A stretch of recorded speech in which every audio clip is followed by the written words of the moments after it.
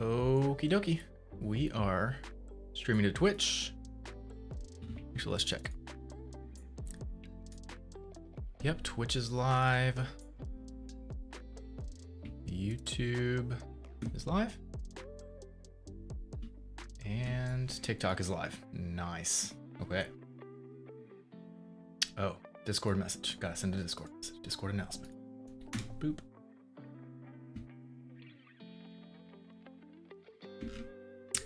Dev stream, building a superhero game, adding physics to hair. That is what we are doing.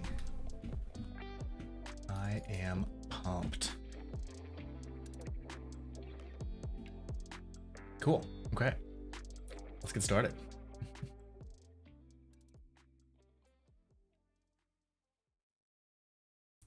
Do do do do do do do do do do do do do. Got my coffee. We're ready to go. I'm gonna play the game a little bit, just to get warmed up before we start coding and modeling and adding physics. This is what we got so far. This is our superhero character. And this is all for a game that I'm developing for a client of mine.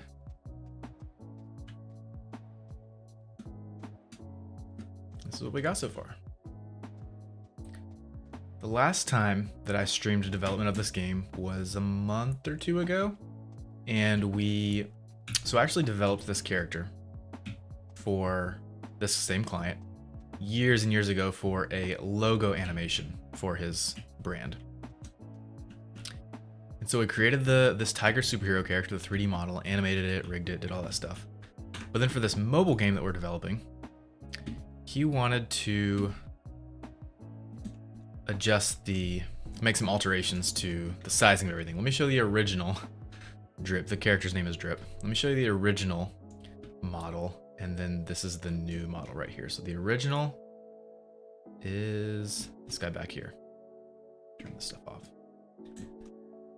So that's the original back there. Let me just show you from front view. So that's the original. Look how thick he is. He's super wide. Looks a lot more animalistic and less human. So we made him look more human, more slim, more fit. This is like super buff body build, wide version. And so yeah, this was the original model that we created years and years ago. But now for the mobile game, we've got this one right here. Boop. A lot more slim, a lot more fit, more athletic, a more humanistic build, not so wide in the face. And so this has been approved by the client. So we have gotten this version into the game, which we have here, which I just showed you guys. But the only thing that is left to add is the dreadlocks. So in the original, here are the dreadlocks. Here are the dreadlocks. Where are the front pieces? Front dreadlocks. Here they are. But there's actually not a front dreadlock in the newer versions of the character, so we're not doing the front dreadlocks. But so he wanted the dreadlocks he wants more dreadlocks and them to also be thinner. So we're gonna be working on modeling that today to the new version of the character. This guy right here. So we gotta add the new dreadlocks. So here's the old dreadlocks. Boop. So we have got to make the dreadlocks thinner and then add more of them. And then after we do that modeling, then we'll bring it into the game, and then we'll actually add physics to the dreadlocks of the character. So I'm super pumped about that. So right now you see he's running around. The dreadlocks are just kind of attached to his body. They're just moving with the rig, with the bones. So you can see there's no physics applied to the dreadlocks, but we want the dreadlocks to be like waving and bouncing up and down as he's running and fighting and stuff. So that still just looks super sick. So we're gonna be adding physics to the hair today. So first we gotta remodel the hair and then add some physics to the hair in game. So that's what we're doing today. And I am pumped. Is this Unity? Yes, it is. Super cool. Thanks guys, appreciate it. Thanks for being here. Hi, can you do a setup for me? Yes, but it costs. It's not free. I do commissions, but it is pretty costly.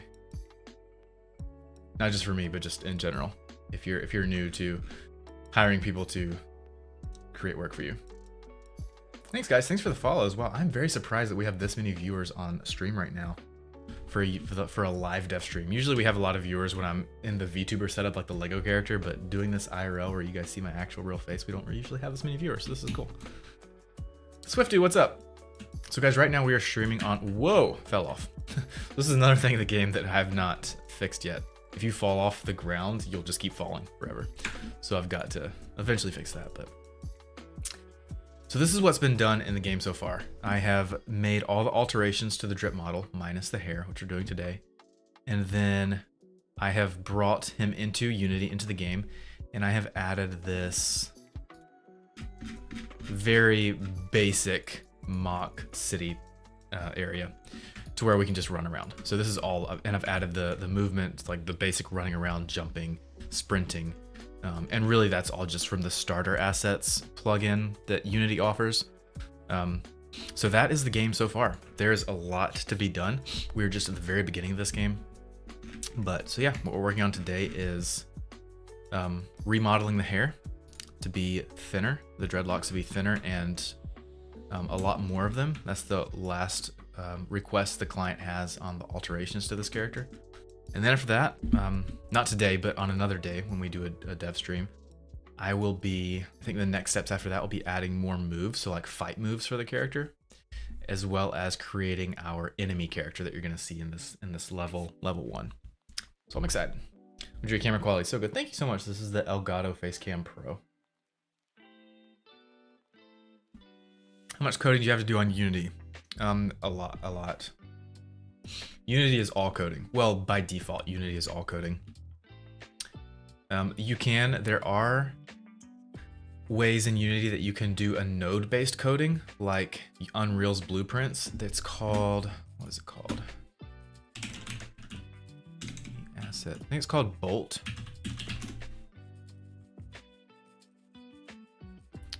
Bolt. No. It also just got integrated. There's a node system that got integrated into Unity a few years ago, I believe. I think it was called Bolt. Yeah, you can do node-based editing in Unity. I prefer code-based, but just because it's what I learned on, and it's a lot more powerful. It's more efficient. But no, yeah, you can do node-based editing in Unity for sure. How do you make yourself a Lego? That's all in this game engine in Unity, what I'm using right here. So let's go ahead and start, guys. I'm gonna start working on these dreadlocks and So these current dreadlocks right here, it is all mesh, but what I'm going to do, I'm actually going to remake these as curves, because then I can easily control the thickness, and then I'll remesh them at the end. So I'm also gonna pull up some reference for this. So let's see, where did that go? I'm gonna pull up my references.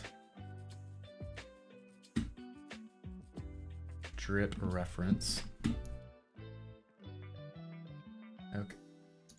I love PureRef. So PureRef is an app that I use for image references. I'm about to show it to you guys. It's just there's some things that I don't like. The way that the menu, like I don't even, how do I move it over to my other screen?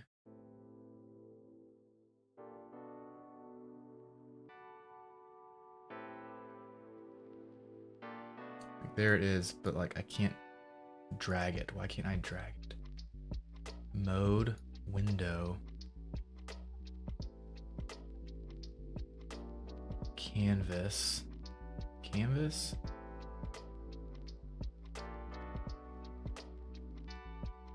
No, I don't want to lock window.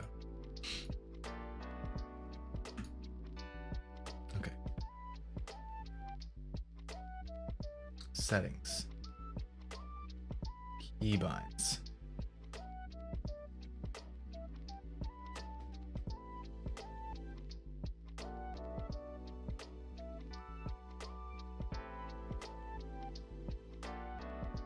Like, I just want to move the window over to my other screen. How do I do that?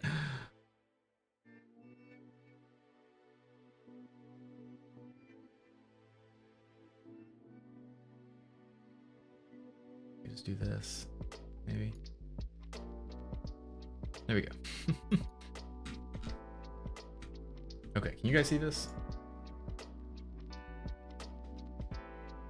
Okay.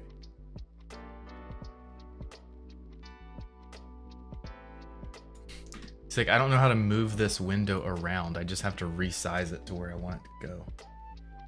So awkward.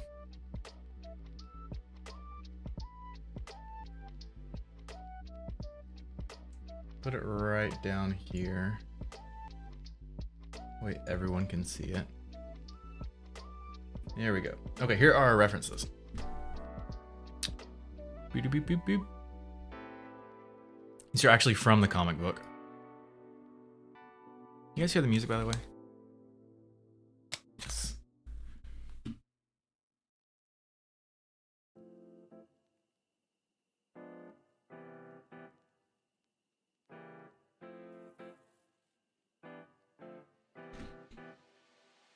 So see how these are the newer versions of the comic. So we built the original character based on the first comic, and he did look a lot more like what you see. But this newer version in the newer comics has thinner dreadlocks. Now, like that I think is too thin. But here's a bunch of different references. I'm gonna go ahead and make one dreadlock, and then we'll compare and go from there. We don't need to add too many more. So like currently we already have 1, 2, 3, 4, 5, 6, 7, 8, 9, 10, 11, 12, 13, 14. There's around like 14 to 15 dreadlocks. So I think we might have like 20. We also don't want to overwork the game, because this game is going to be in mobile, and adding physics in a mobile game can be kind of demanding. So if we have 20 dreadlocks flopping around with physics in a mobile game, we are going to be using a plugin called Magica Cloth. Where is it? Magica Cloth is a fantastic plugin for Unity, guys. Really great for cloth-based physics, jiggle physics, hair physics. So we're going to be using that for the hair, and it is very performant, but I am interested to see how much hair physics we can get away with while still staying performant in the game. So we're just gonna have to see. What's the best way to start getting paid game dev gigs? I would say start making your own stuff. That's what I did. I started playing around with Pixelfire. Pixelfire was a hobby that I started 5 years ago, and I just was doing my own thing, and it turned some heads, and clients reached out and be like, hey, could you create this for me? And so that's how it started for me. This is a superhero game for mobile. This is Unity right here. This is the game engine I'm using, but this right here is Blender. That's where I'm creating the models. Okay, so there's our reference down there. Boop. Okay, let's make these. And as you can see in these newer references, the dreadlocks are never really in the front. Well, I guess they are there. There's one.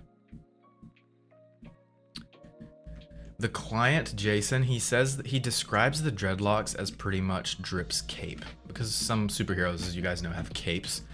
So the dreadlocks kind of act as Drip's cape. There needs to be enough of them, and they need to be pretty prominent. But in the newer comics, they're very rarely in the front. So like on the older model, where is it? Super wide beefy guy, there was a dreadlock even on the front. We're not doing that anymore, which I like. I kind of like it better without the front. I mean, it's cool, but I think it looks better with just in the back.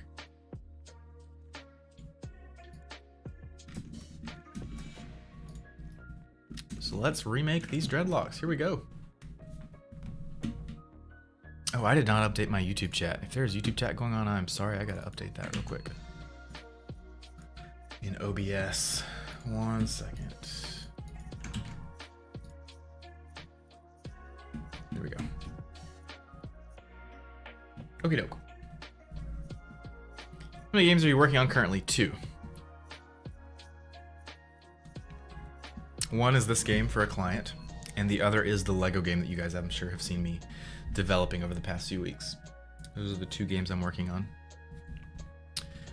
Technically, you might could consider Pixelfire a game because Pixelfire is created in Unity, so it's technically a game, but it operates. I mean, it's a VTuber setup. It's not a playable game in the sense that this is a game or the Lego game is a game. Are you the Lego dude? Yes, Volk. I am the Lego dude. Yes, yes, yes. The name is Zach. Or you can call me Pixel or Pixelfire, that's fine too. Still consider Pixelfire had a ton of work going into it. Oh yeah, for sure. And I'm always working on Pixelfire stuff. Okay, let's do this. So first off, I'm just gonna go ahead and make this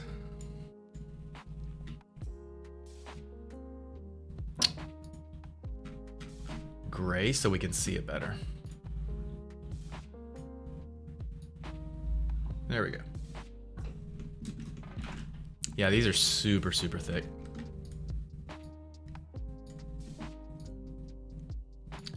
So we need to make small versions of these. Now what I could do is I could just take these and select all these edge loops.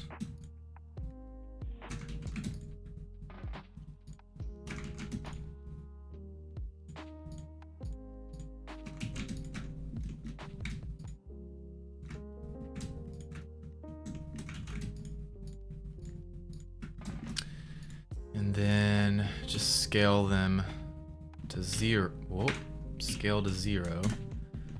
And it's just a line of vertices, and then just merge them all together. And then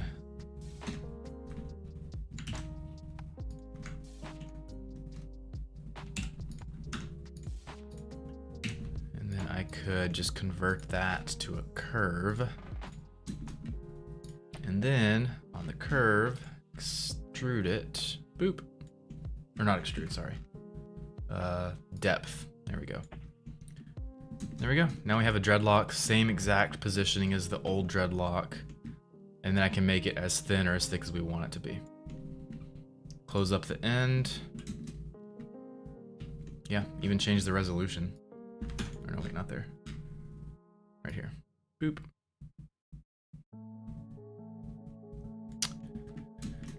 And then to fix the end, just add a subdivision surface. Oh, first we have to weld the end, sorry. So let's weld it. And then subsurf. Too much geometry though on the curve, so let's go. I'll get rid of some of these. Control X to dissolve those vertices, boom. Now it's rounded at the end, we can smooth it, and there's our dreadlock. Well, so I can do it that way. Then we have a bunch of extra vertices. I still could then just do this. Control X. There's our dreadlock, and then just do it for every dreadlock. But I think I'm gonna do it a different way instead.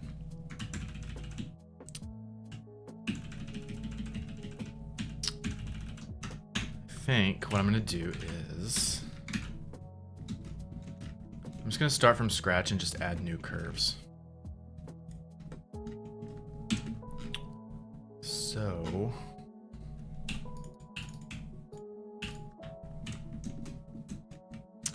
Shift A, add a curve, Bezier curve. Scale it up. Cool. Rotate Y 90. Here's our curve. Dude. Let's go ahead and hide this hair. Hide that hair, hide that hair. Then I can add some thickness to it. There's our dreadlock. Item.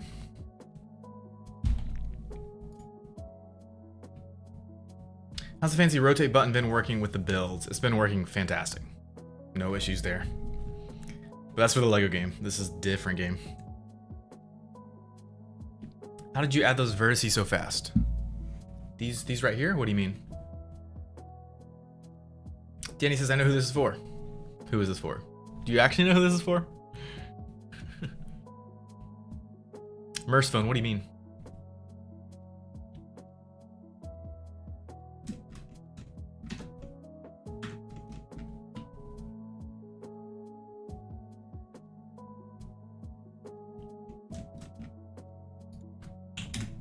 Okay, now it's centered. GX Gaming, what's up? Thanks for being here.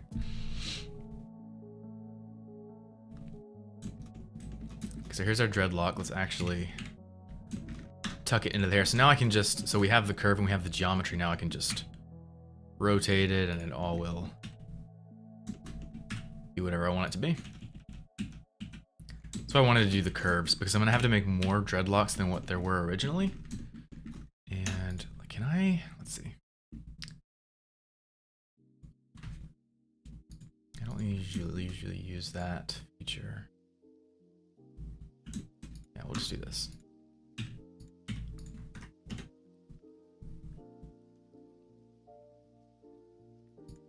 Oh, it's because the hat made the hat part of the body.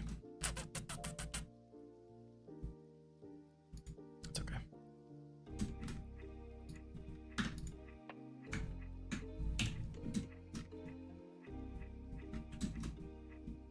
Yeah, that works.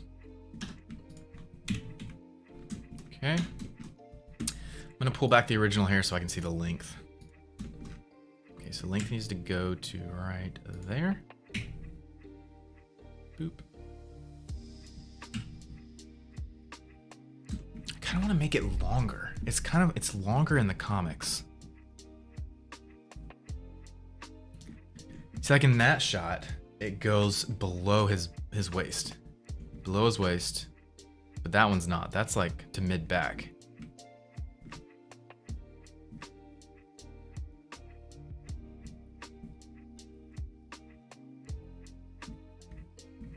Really depends. That one, see, that one goes to below waist. I think it needs to be but of course, the longer we have the dreadlocks, the more physics we're gonna have to deal with in the game. So it might be best to keep it short. We'll do like mid to low back. I'm trying to think about the game like in the future, because like right now in the game we're pretty simple. We're just walking, running, jumping. But once we're like doing punches and kicks and flying through the air with the jetpack and fighting bad guys, the hair's gonna be going crazy. We're definitely gonna have to tame the physics, I think, on the hair a lot somehow. Heard there are a lot of inconsistencies in the hair, but mid-back was the goal. Buy you a Lego set? Any Lego set? No, I can't do that. If I bought things for everyone that asked, I'd be broke. And just because I'm a streamer, or even somewhat of a streamer, does not mean that I'm wealthy by any means. I'm not like the big streamers that have unlimited money.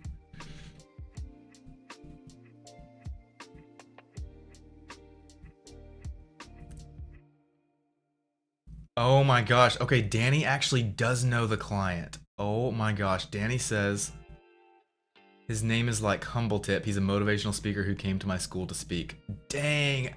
Okay, that is actually awesome. I've got to tell him that someone from one of the schools that he went to was on my stream. That is wild. That is wild. So yeah, the client's name is Jason. This is public knowledge. The client's name is Jason.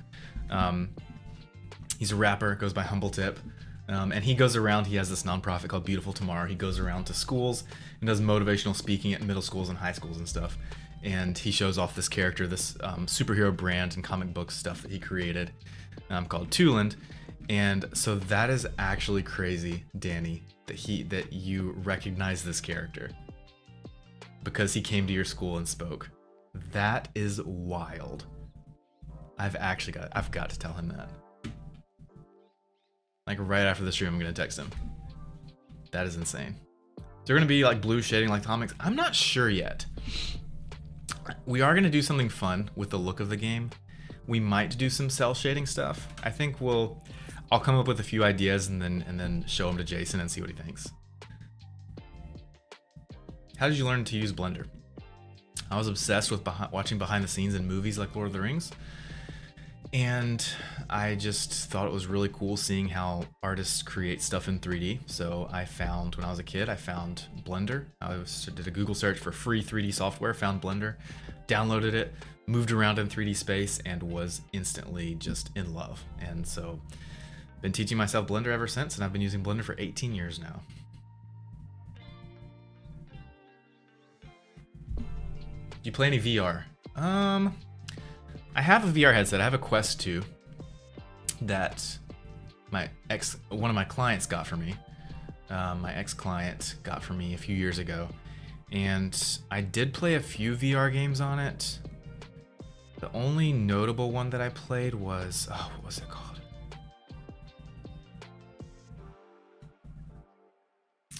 It's the game made by Stress Level Zero. Brandon Leitch, who's like an old Rocket Jump employee, one of the founders of Rocket Jump. His name is Brandon. He started Stress Level Zero and he made this game, Bone. I forget what the game is called, but it was really cool. A lot of really fun physics. 18 years, yes. I started learning Blender when I was 14 years old. I'm 32 now. Like watching those Planet making videos, and then they do a cinematic like Planet making videos. I don't know. I haven't know what you're talking about. Oh, you tinker with models for VR chat. That's awesome. Okay, let's do this. Yeah, let's make these a little longer. Let's go ahead and add the cap, fill caps, and then do a weld, boop, and then a subdiv surface. There we go.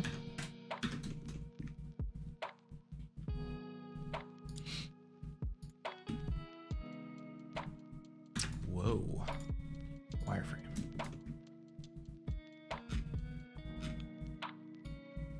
There we go. I think zero's good. Yeah, so as far as sizing, so like that right there looks like the original sizing. Like 0.2. Can we make them half size? I think half the size kind of is a good balance. It matches the newer comic look. We can always change it later. That's the great thing about using curves for the dreadlocks, is that we can always just change this. Boop. Make them massive. Make them super big dreadlocks. How about doing today? I'm doing great. Sawed Off Simone, what's up? Have you ever made a Roblox game? I have not. I've never played Roblox. Never made a Roblox game. 32, you look like you're in your 20s. Thank you. I do get that a lot. Both me and my wife get that we are younger than we actually are.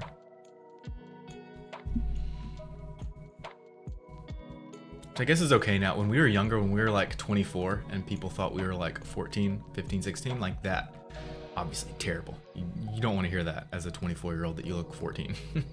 But when you're 32 and you hear that you look 24, like that's a pretty decent compliment. It'll be really handy, really nice when we get actually older and we're like 40s, 50s, 60s, and people say we look like 30 or 40. Now that's gonna be when the young looks come in handy. Okay, so that's a beautiful dreadlock right there. Now, as far as the hanging look, like, technically we don't have to add, like, that. Technically we don't have to add all this droopiness and stuff so that it lays the correct way, because the physics is going to handle all that. The physics in game is going to handle all that. So I really honestly will probably be fine with this right here. We could go ahead and bring this single dreadlock into game and see what it looks like with physics. What do you guys think? Should we bring this single dreadlock into game and add physics and see what it looks like? Or should we finish all the other dreadlocks first? What do you guys think? Yes. Yes to what? You guys are saying yes, you gotta say yes to what? Test it? Test the one? Okay.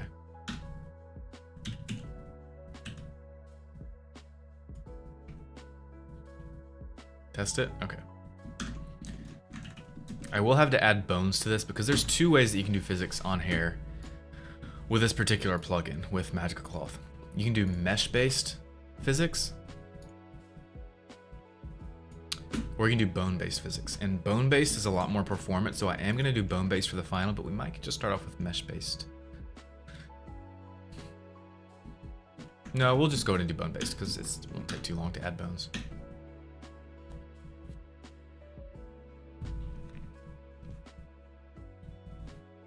The dreads gonna have gravity to them, yes.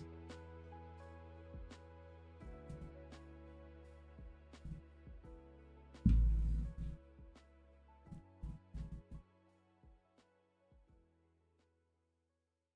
was having a problem with Blender. Do you mind if I tell you? Maybe you know what I'm doing wrong. Oh, 100%. Yeah, you guys can ask whatever you want on stream. And if I see it and if I have time, I'll try to explain and just show you how to do it and address stuff like that. You should stream on Twitch too. I do. So right now I'm streaming on YouTube, Twitch, and TikTok simultaneously.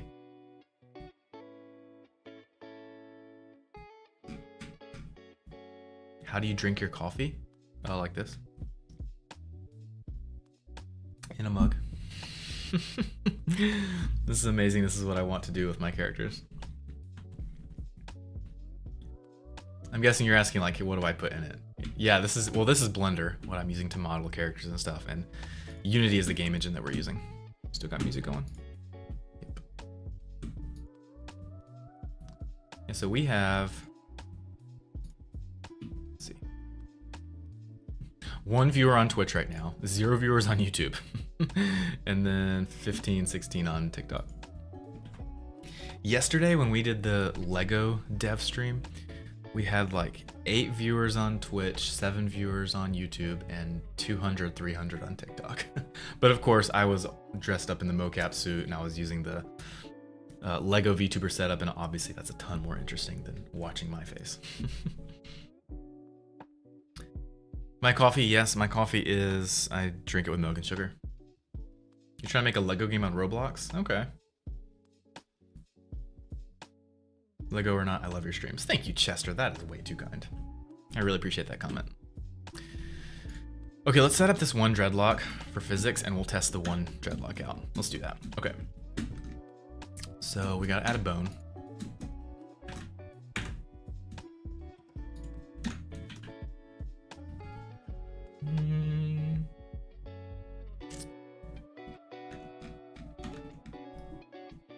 Wow, it's so tiny.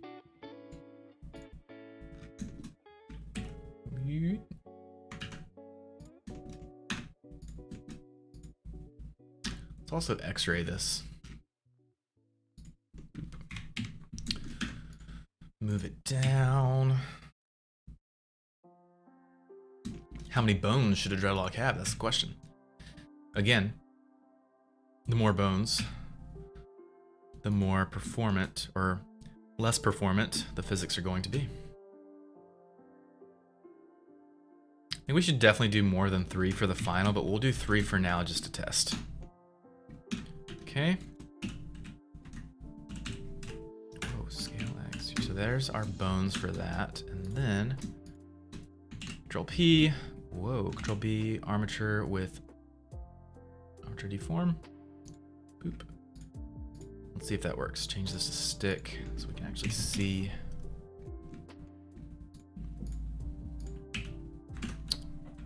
Do I have to convert this to a mesh? Let's see. Probably.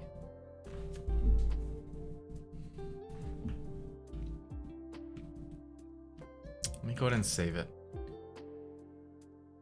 Duplicate this, move it over by 10.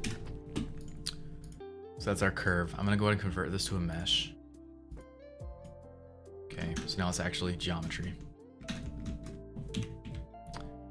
Then I'm going to, actually let me remove this, Alt P, clear and keep transformation. Okay. Make the material a texture. Oh, we will eventually. I just have it gray for now so we can see it better. Okay, let's rig this. Automatic weights, okay. Now this rig can actually move Dreadlock. We'll definitely need to work on the weights at some point, but this is just a physics test. Okay.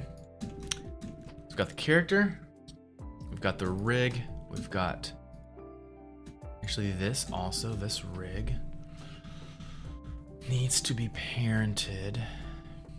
Well, it doesn't need to be. Yeah, it does. It needs to be parented to this rig. Object, there we go. So now it's actually under here. So now when the rig moves, get the hips.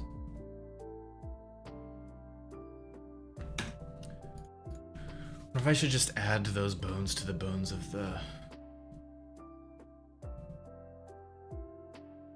main rig?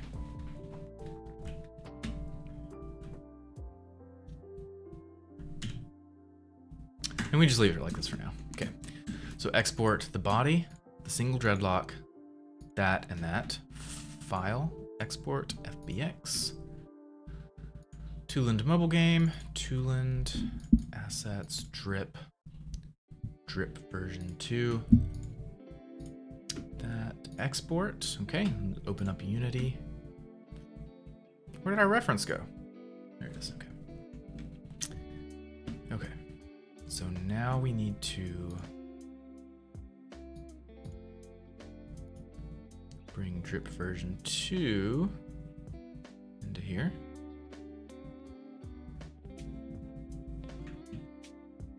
Actually, I want to set it up with the old character. I want to swap out the old character, so you do drip version 2.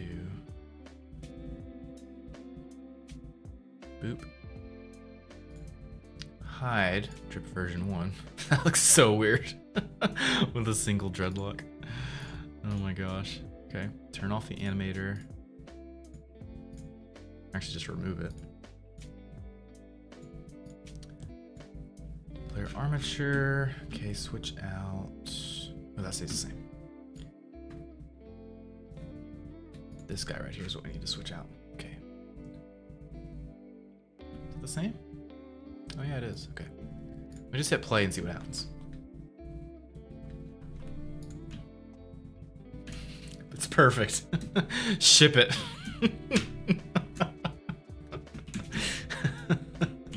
It's beautiful, guys. Guys, rate this game out of 10 in the chat right now. Rate this game out of 10. 10 being the best, 0 being the worst. Oh my gosh, it's awesome.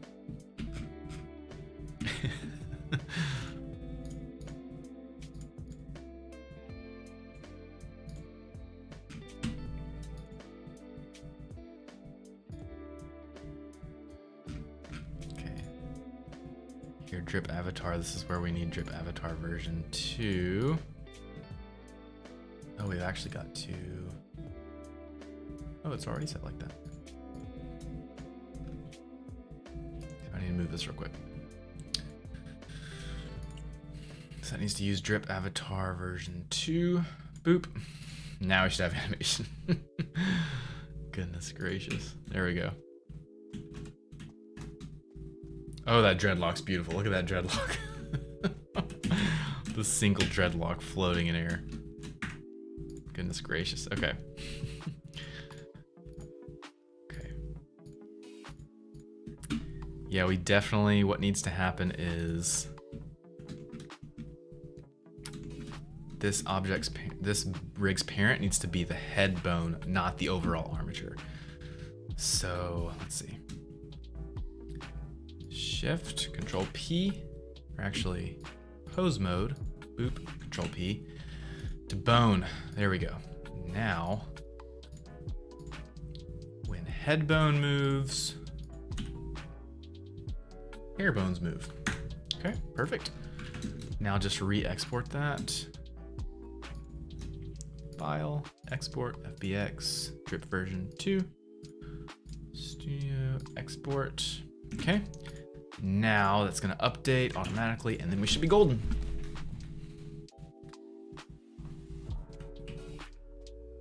There it is. Now our dreadlock moves correctly with our head. But we don't have physics yet. That's what we gotta add now.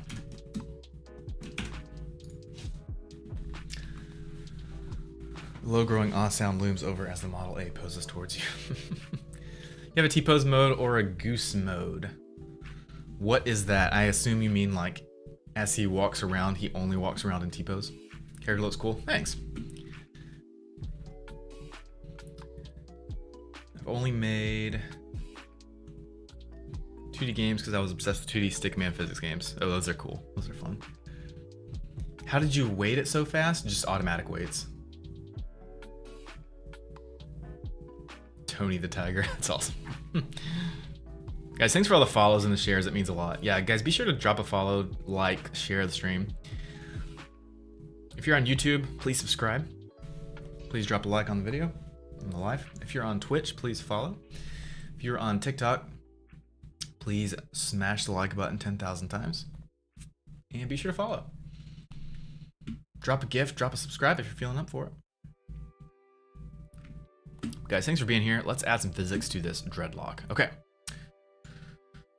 So we are using Magica Cloth. So first what we gotta do is component. Where is it? There we go, Magica Cloth 2. Magica Cloth. Wait a second. No, it doesn't add to that. I want to add it here.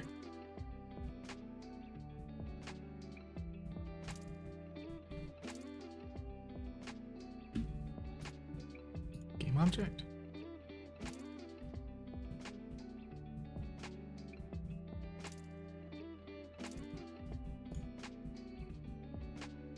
There it is. Create other magical cloth. Magical cloth. Boop. Here we go. Here's all of our cloth settings. I'll change this from mesh cloth to bone cloth. TikTok can't see that as well. And then the root bones of the cloth are, or of the bone, is going to be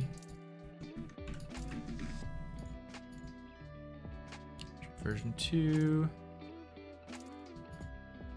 Why is our view so bad? I need to adjust the camera settings. Here we go. There we go.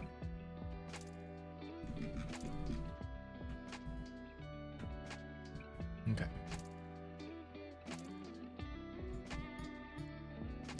It's gonna be under the head bone. So I gotta pull this down. So guys, unfortunately, the way that TikTok streams work, just by nature of it being vertical, it's harder to show the entire window of the software on vertical. So if you do want to see everything, I recommend Twitch or YouTube, because on Twitch and YouTube I'm showing the whole window that I'm seeing on my screen, on my monitor. So head, so then we have this right here. This is there's our root bone right there. Okay, so it's bone, so I just need to select that. And then drag this over as the root bone. Boom. Now we have our bone set up for physics. And this should work right off the bat. We might get some weird physics, but it should work right off the bat. Let's see.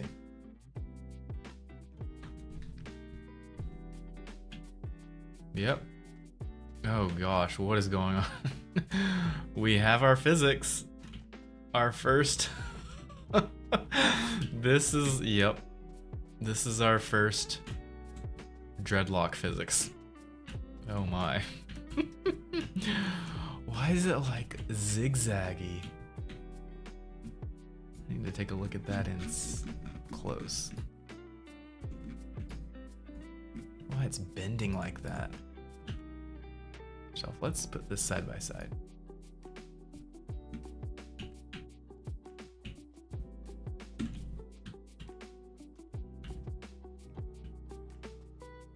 it's doing that?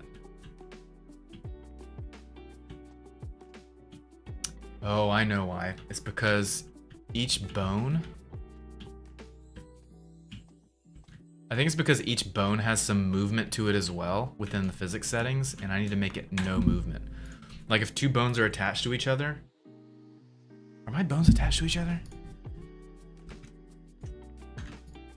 Yeah, they are. Okay, that's good.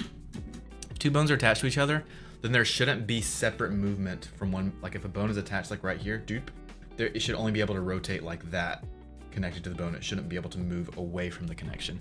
And I think that that's what the default hair physics here are doing in Magica Cloth. So I need to connection mode, line, rotation. This is also a new version of Magica Cloth plugin that I've never used before. It's version 2, and I'm only used to version 1, so I'm pretty sure all the settings have been updated.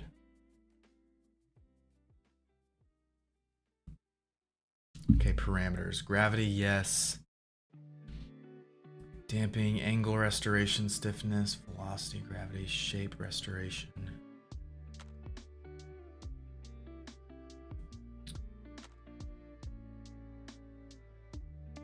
Movement limit.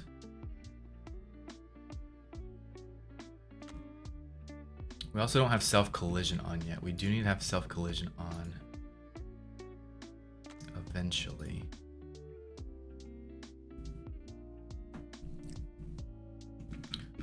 We also need to make sure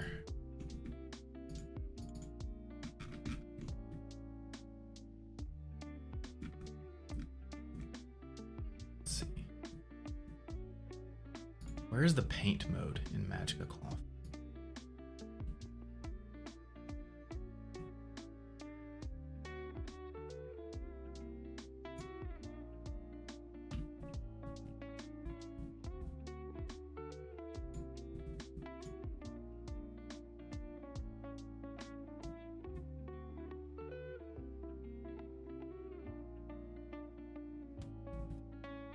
Game dev your main job?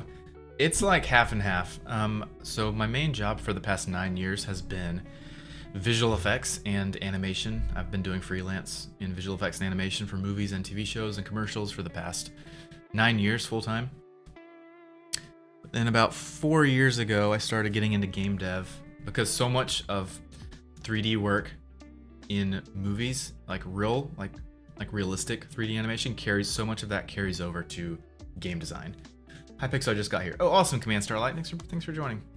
So much of it carries over, so I was able to expand my freelance contracts from just movies and TV shows over into game design as well, because there's still 3D modeling, still texturing, still rigging, animation, like it's all the same, just a lot more simplified for game design actually. And believe it or not, game design contracts actually are more consistent and better paying than contracts for movies and TV shows, because a contract for visual effects or TV show or visual effects or animation on a movie or TV show, that contract could last like a few days, few weeks, few months tops, but game design contracts can last up to years. So a lot more consistent, more steady income. So yeah.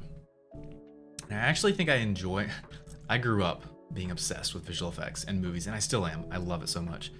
But over the past few years, I don't want to say I love game design more than visual effects because it feels like I'm betraying my original true love. But there's just something about game design that I love so much, and this is the difference between creating something for a movie and creating something for a game.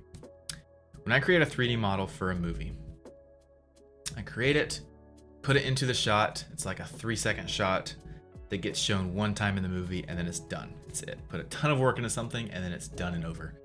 But with game design, I get to create something, and then I get to apply logic and coding and controls to that creation, so that then I can move the creation around and control it, like this guy right here. I can run around with it, control it, and people get to play with it, and you get to do an unlimited amount of things with it. It's not static, it's dynamic. You can Like, I can just move back and forth with this character, but then you can take this character in the game and you can run around and jump up walls or jump in a way or move in a way that I didn't move to before. It's not baked in. But with creating 3D for movies and TV shows and commercials, whatever you create is baked into the final project, so that after that, you can't do anything with it. You just have to watch whatever it was created to do, and then it's over. But with a game, the creations are fluid and dynamic, and you can do an infinite amount of things with it. And so that's why I like game design a lot. Who are the people who create CGI for movies and how much do they make? It depends. I mean, it really depends. I've created quite a bit of CGI for movies and TV shows, and it depends on if if they have senior artists, junior artists, intern artists. It really depends on where you are on the spectrum. Is there a way to turn materials into a texture in Blender? Yep, you have to. I'll show you. Well, I've showed it before, but you pretty much have to, in shading, you have to create a new image texture, and then you have to bake the material into the image texture. And that's how you do it in Blender. Hey Logan, what's up?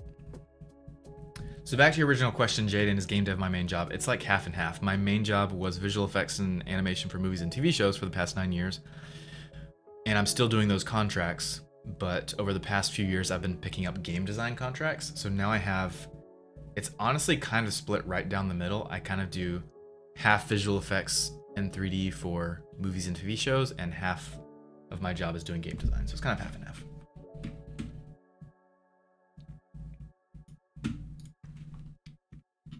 Okay. So this physics, these bones.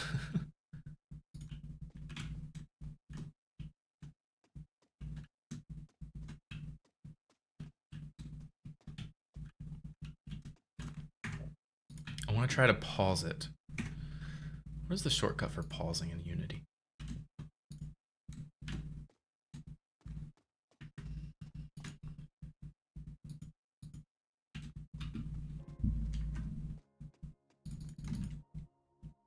Okay, here we go.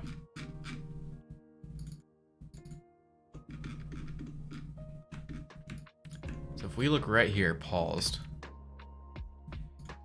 Yeah, that bone has totally moved away positionally from the end of the other bone.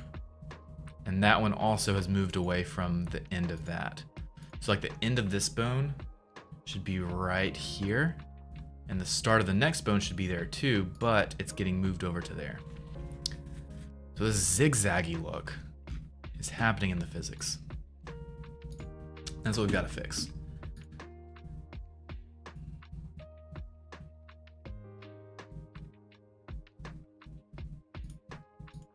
Custom skinning. Force gravity direction, that's fine. Gravity fall off, that's fine. Damping, stabilization time. Angle restoration. Shouldn't be that. It's got to be something with position or movement that I'm not seeing.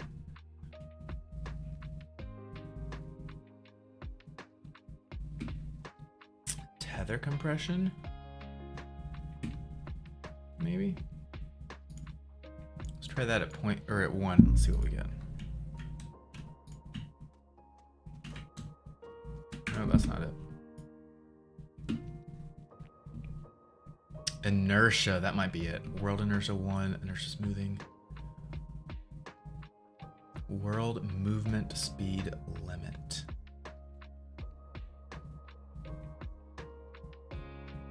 World inertia, what do you just do? 0. Don't think that's it. We'll see. This VR? No, this is not VR. Yeah, that's not it.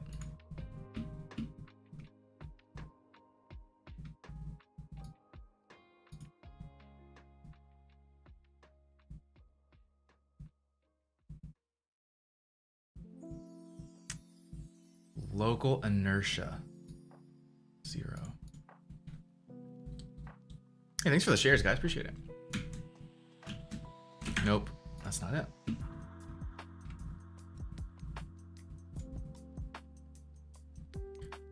Local movement speed limit 0.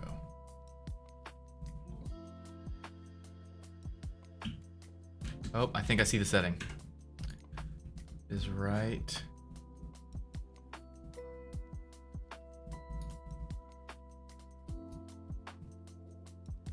Your movement limit. Use max distance. Use backstop. What is that? Okay, so I don't like on this plugin how it doesn't have tooltips where you can hover over it and it tells you what it does. Like, they need to add that. Use max distance, 0. Let's see if that works.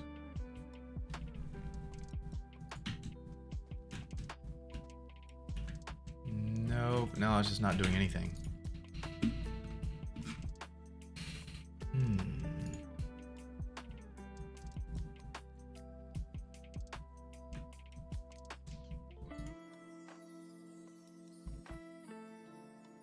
Collider collision.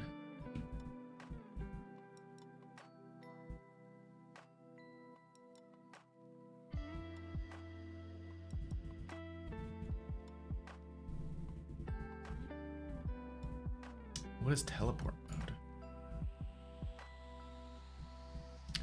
Let's look at the documentation, shall we?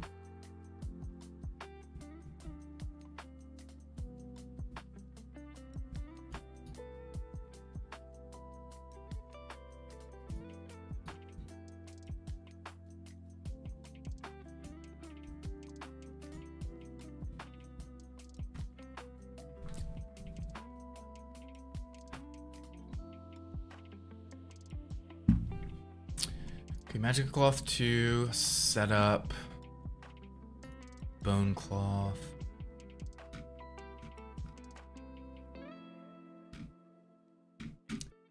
Already done all this, already done all this.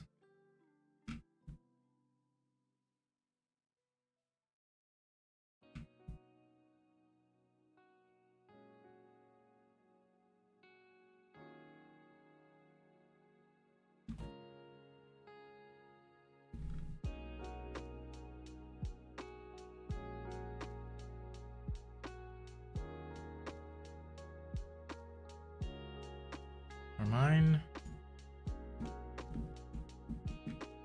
red and green? Yeah, they're already red and green, so we're good.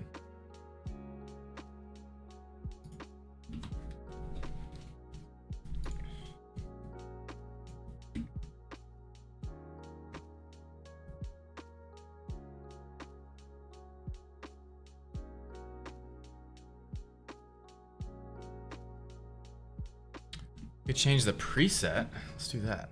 Where's the preset? I feel like dreadlocks would act most like long hair or tail. Let's try long hair. See what that does.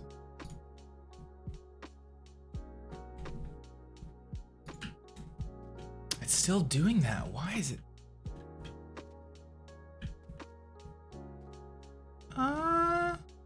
I don't know, guys. Look at... the bones are staying connected. Can you guys see that on the left side where we can actually see the bone? Like the lines and the... like they're staying connected, but for some reason...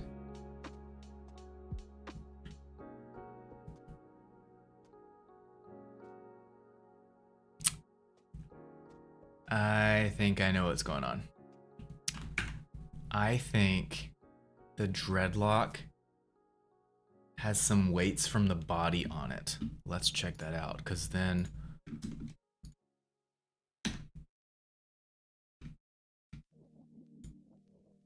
nope. It only has weights from those 3 bones.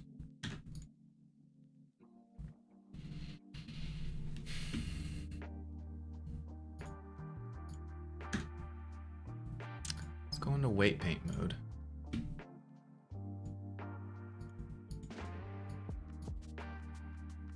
Yeah, I mean, the weights aren't very smooth. I mean, we could blend the weights better, but it shouldn't be making it that drastic. No Lego Man today? No. I gotta work on this client project.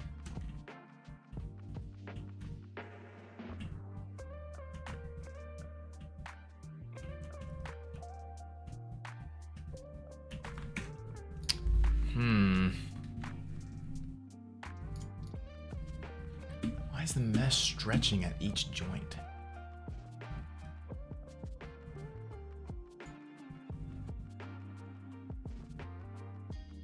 Let's do this. Let's look at the documentation and what a connection mode is.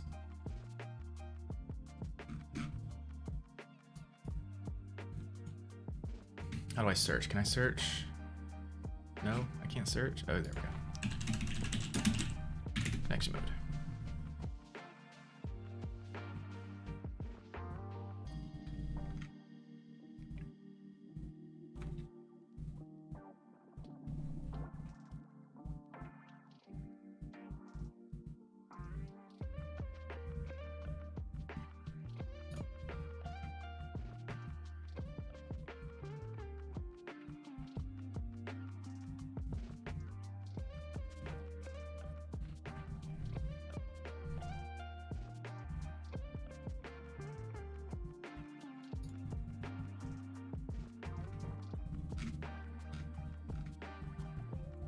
Line connects vertically from parent to child. This is the parent-child structure of transform.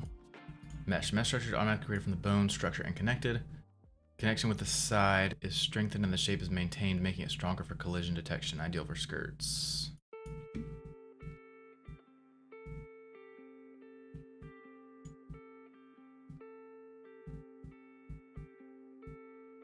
Blend weight, maybe?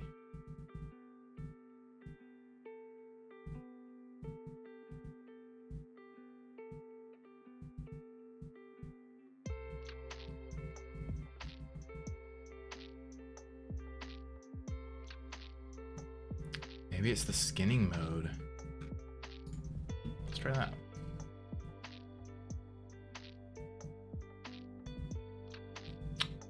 Where is it?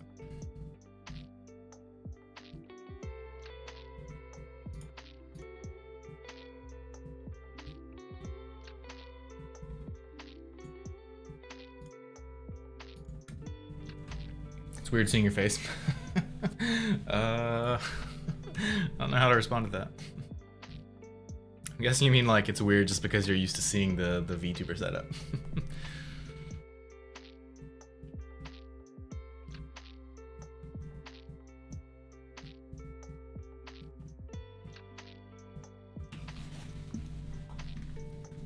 Any gaming streams planned? I haven't done a gaming stream in a while. Yes, I really want to do that.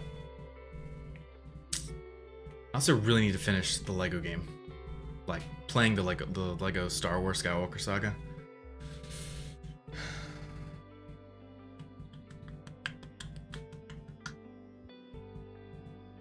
I'm also very, very busy, and I don't know. Yes, I want to do more gaming streams, but I've got to find time to do them, and don't have that time yet.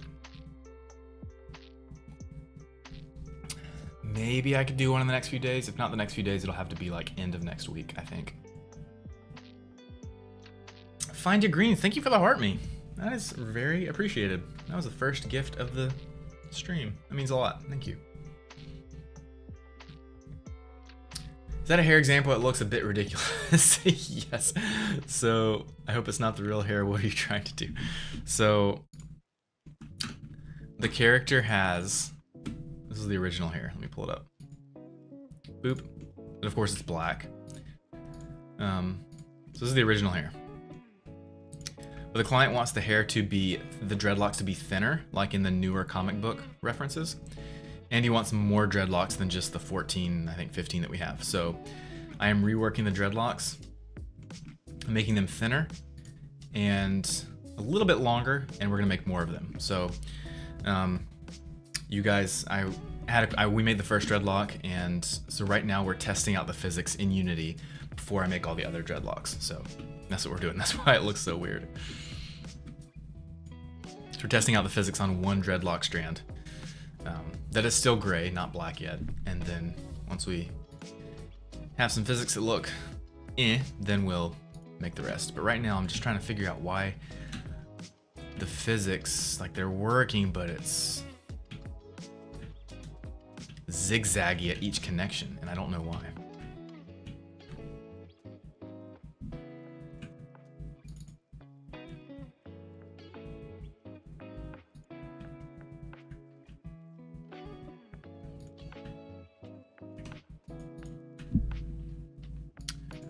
So that's what we're trying to solve. We're trying to figure out with this plugin why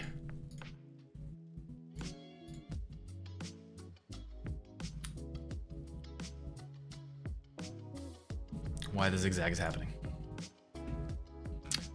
In skinning mode, where is skinning mode? I'm not even seeing that. Skinning, under collider before parameters.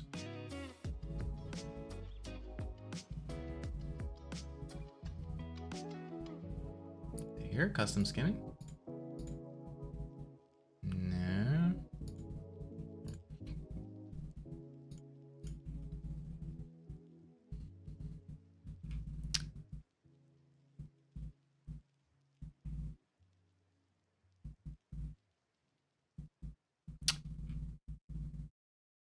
Okay, I do know that. Okay, I might have missed something. So one, I know that the model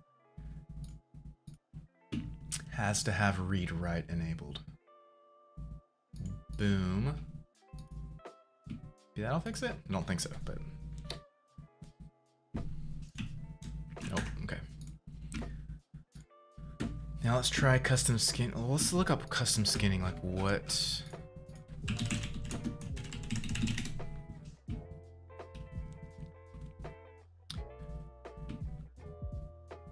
The original mesh is skinned to a specific bone, which it is. The proxy mesh will deform to that bone in the same way. The skinned deformation is called the animation pose and is used for the next constraint. So do I have to tell you that I'm already using custom weights? Is that what you're saying?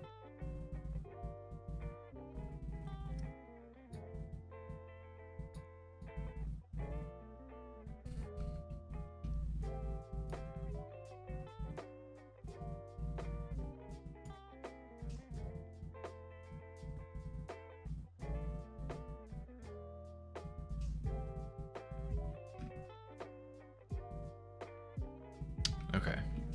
So yeah, I shouldn't have to do anything there. Whoops, don't want to close that out. Yes, this is Unity.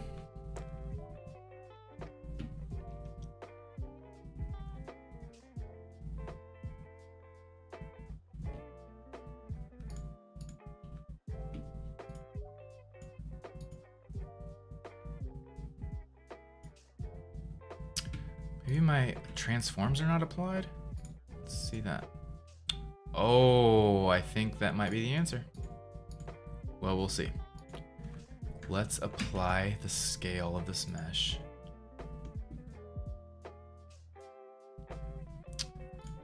And just double check our weights are still the same. I don't see why they wouldn't be. Yep. And then let's re-export this. File, export, FBX.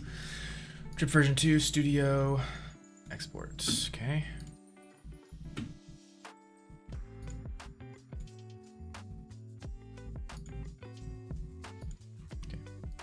I don't think that'll fix it, but we'll see. What's gonna be the name of the game you're making? I'm not sure, that's up to the client. Yeah, that did not fix it. The name of the brand in the comic book is called Tooland, like the number 2, L-A-N-D, Tooland. So it's probably gonna be called Tooland, just the game. But the name of the superhero, his name is Drip, so it might be some fun like name, like instead of just Tooland, it might be something like Tooland, The Adventures of Drip or something. I don't know. That'll be up to client. Okay, so I applied the scale, but why are we still getting that weird look, that weird zigzag? Gravity, damping. Do 0 damping, see what that does. Nope.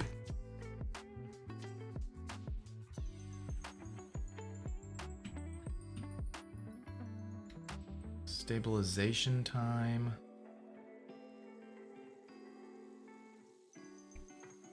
I'm just gonna stay in game and see. Stabilization time 1. Nope. Stiffness 1. That's just making the overall dreadlock stiff. That's not fixing our problem. Whoa. Shape restoration, distance stiffness 1. Nope.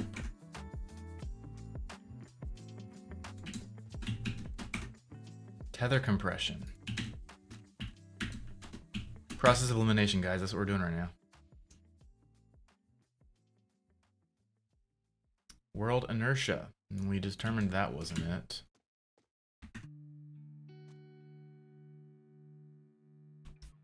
World movement speed limit. Nope, that wasn't it. Teleport mode. Keep. Nope.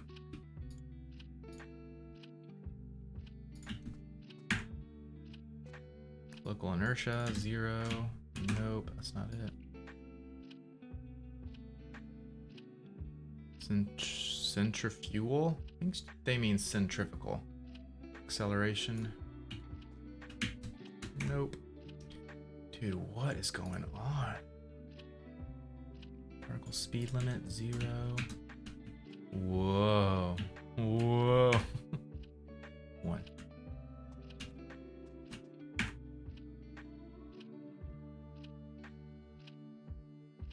Use max distance. Nope. Use backstop. Nope.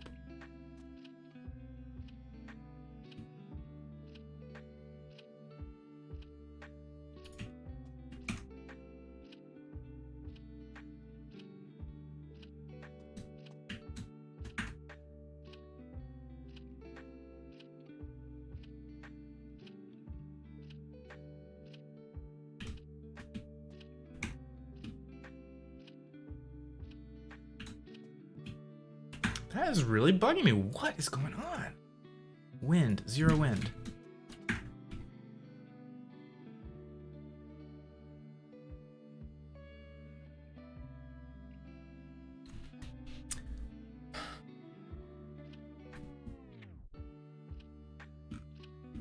Let's try another preset. Cape. Tail.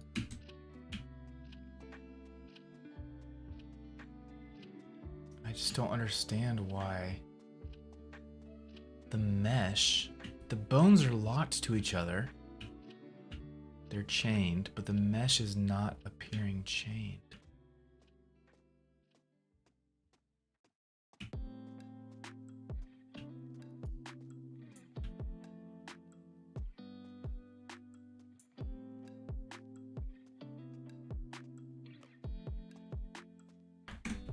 Is there a shortcut to pause? Game, Unity, pause, shortcut, pause, game.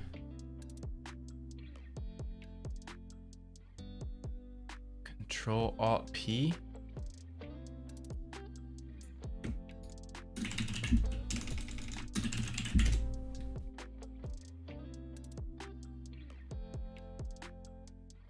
Control Shift P. Okay.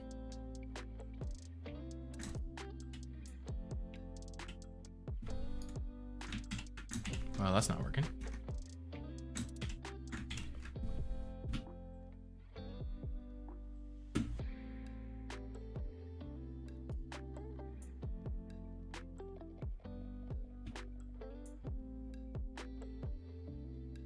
Control Shift P, that is not working.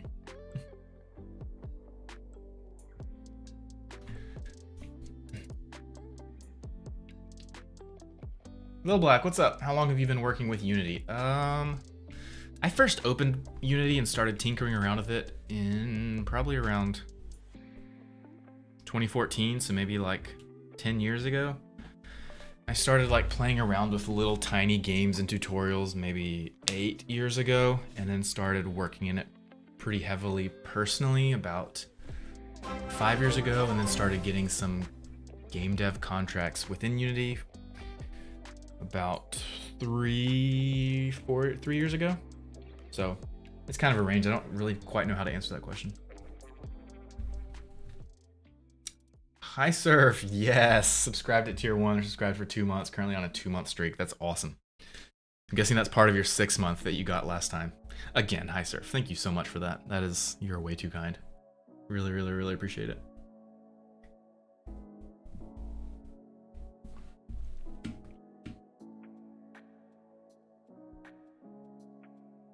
Okay, Control Shift P is not working. Oh, I could just do that. Just create a pause game.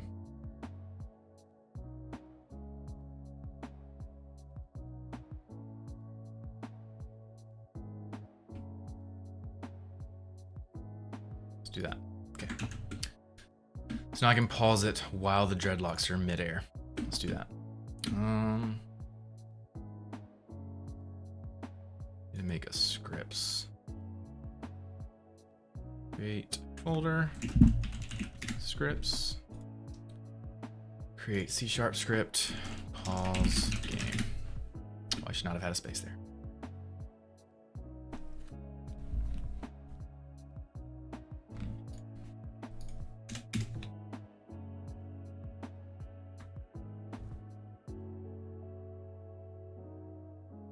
My coffee is cold and that's not fun.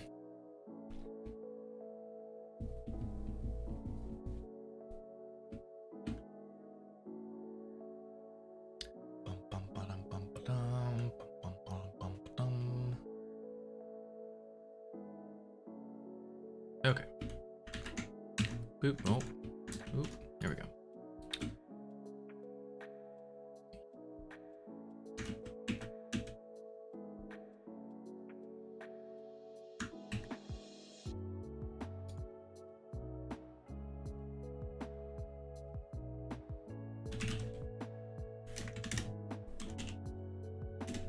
Okay, so now when I press P, it should pause the game. Let's see.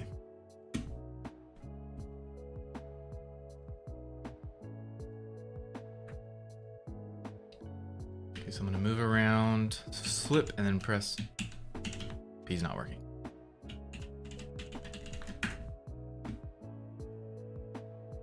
Hey, look, he go down. Deep break. Pauses the editor. Oh, I don't have the script anywhere, dummy. Gosh darn it. Create empty. Pause. There we go. Oh my gosh. Pause. Can't actually run a script if you're not even can't run a script if you're not running the script. Now it should pause. There it is. Okay. Let's do that again. Move.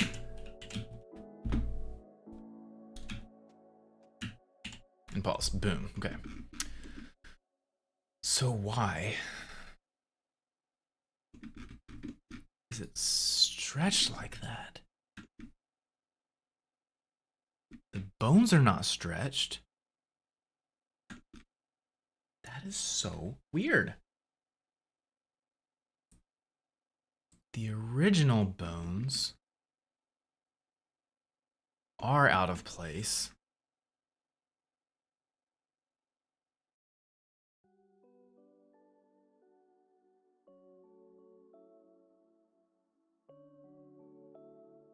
What I need is for the original bones to be located exactly where the physics bones are.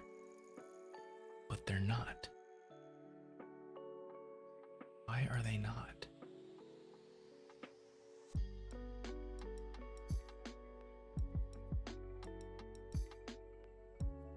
Is it because I have an end bone in there?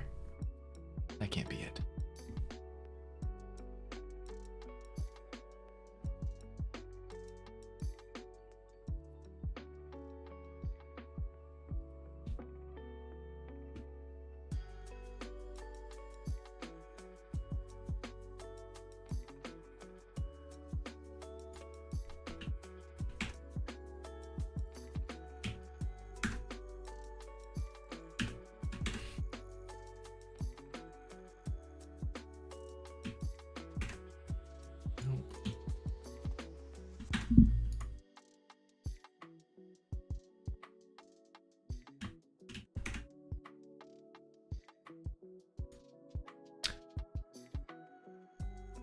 Let's get rid of the end bone and see if that fixes it. Export VX strip version 2 studio, and then in the armature, do not add leaf bone, export. Okay. Now we don't have the end bone, and now in the physics, we're all set. Should be. Play. Gosh darn it. You're still getting that. Really weird stretching.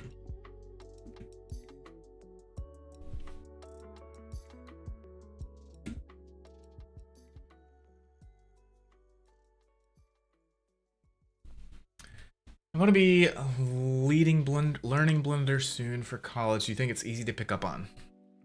Have you ever done any 3D work before? Have you worked in 3ds Max, Maya, Cinema 4D, anything like that? Is it to do with the spacing? Yeah, I have no idea, because the physics bones are still connected. But these other bones...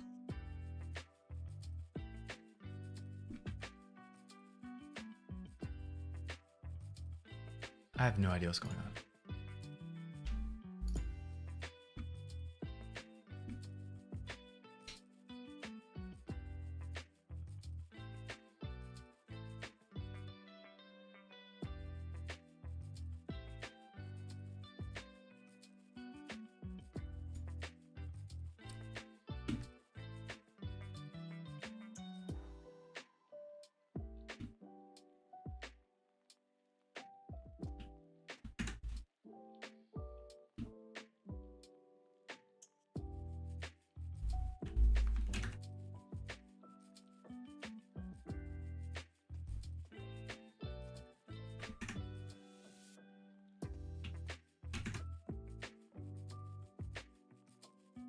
Not the normal axis.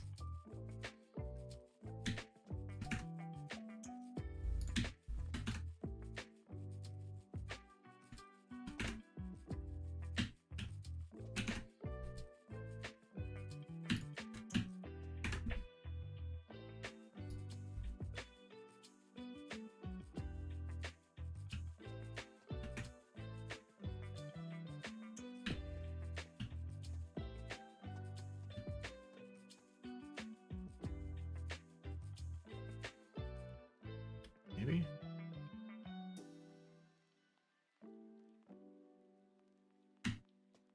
Nope. Gosh darn it.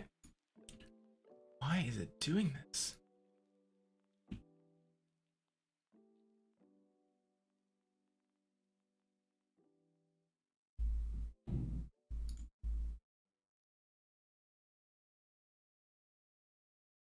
Whoa, Volk, thanks for the game controller. You're way too kind. Wow. Why does it go through him? I have not added colliders yet, so I mean, we could do that right now if we want to.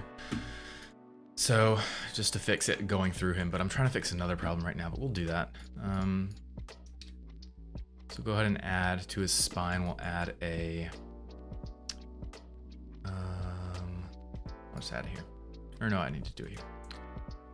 Create...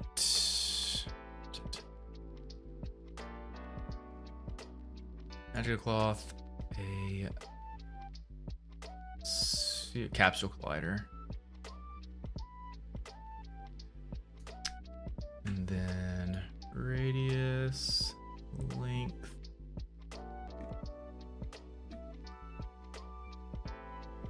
your radius needs to be pretty big.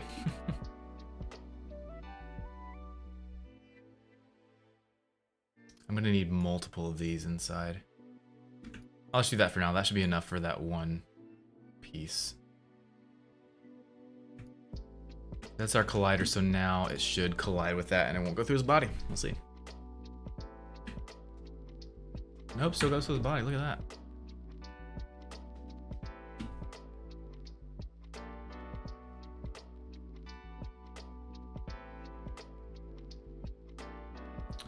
Collider list. Do I really have to add that manually? Okay. Boop.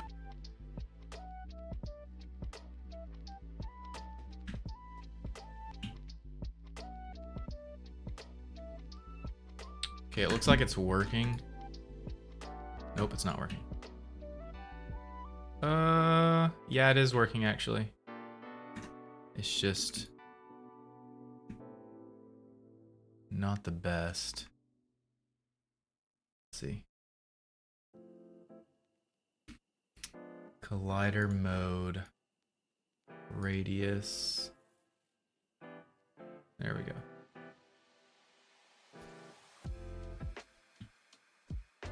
There we go. Now it's not going through him. And then once we add more colliders to other body parts, like the arms and the shoulders, like then it'll be a lot better. But that's something for now.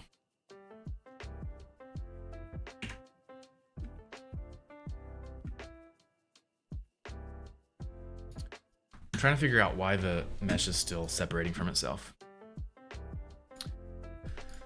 I mean, yeah, I could just weight paint these to make them smoother. Let's see. Just blur. Make the weight smoother.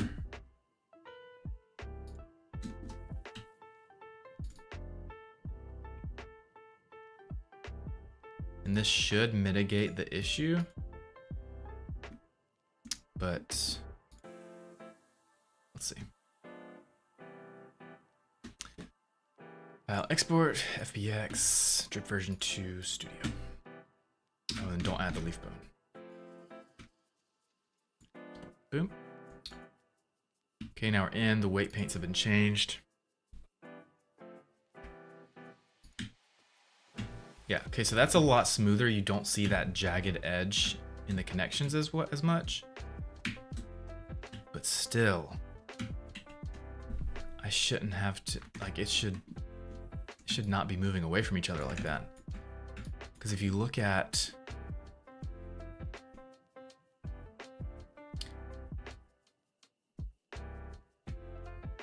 the bones are staying connected, the physics bones.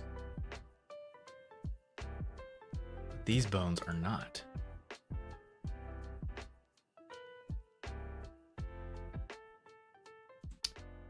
It's like the original bones are not rotating as much as they should. Which means root rotation should maybe be 1.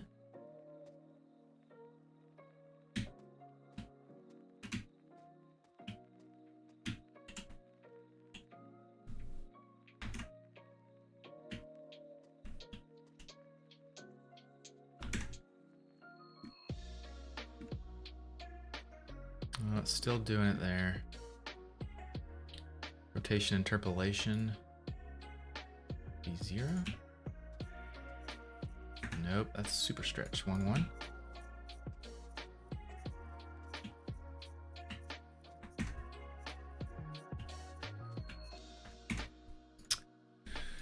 I don't think that's it. I think I'm gonna have to reach out to the developer and just ask or watch another tutorial on this if I can find one.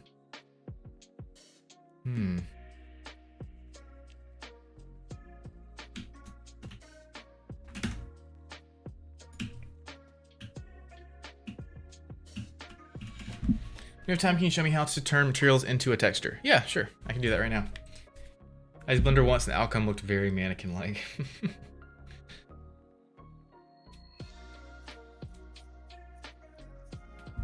My dog is barking at you because I have you playing on my TV.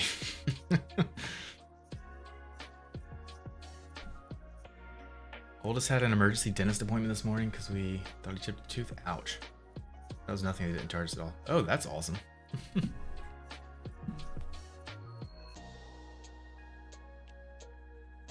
Okay, I'll show you how to turn a material into a texture in Blender. File, new, general. Okay, here's our cube. Let's create our fancy material. Shift A, texture, wave texture, back, base color. And distortion. Boop. Okay, there's our fancy fancy material.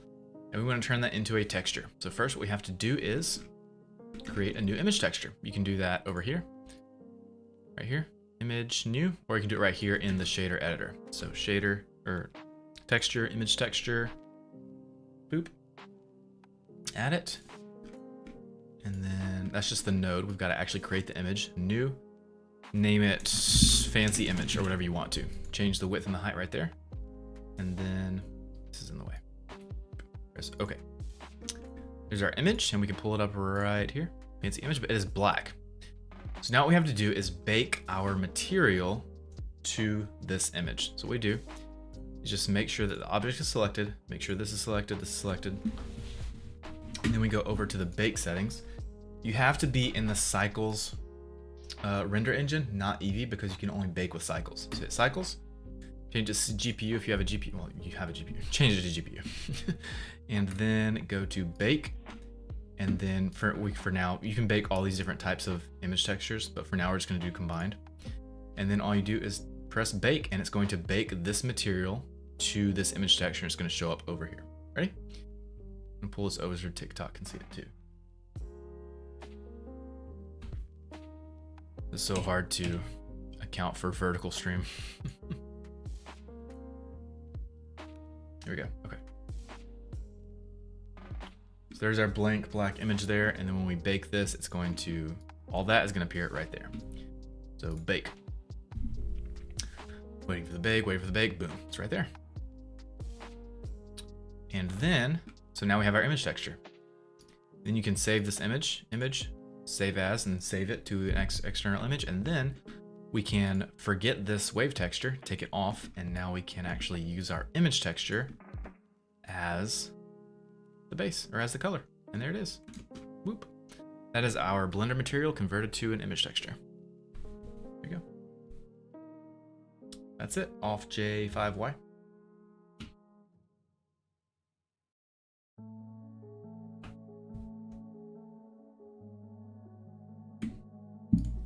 Okay, let's keep working on these dreadlocks.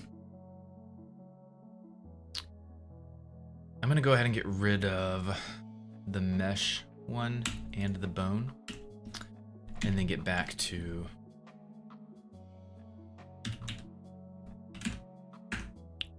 Y, go to 10. Get back to our curve dreads. Okay. So that's fine. So now let's just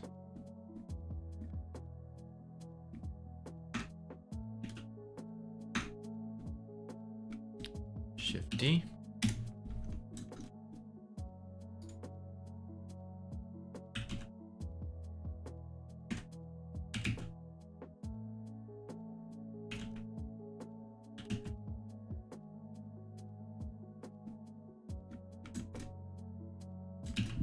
Shift D.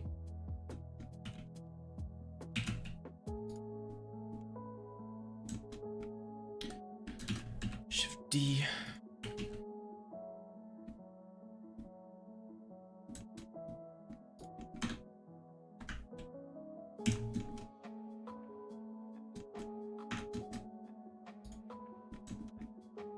I really need that hidden mode.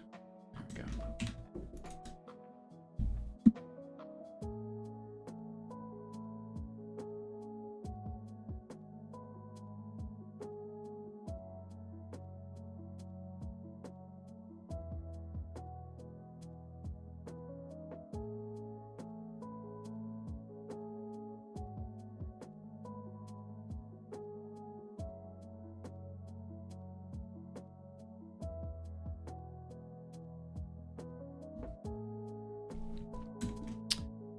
Okie doke.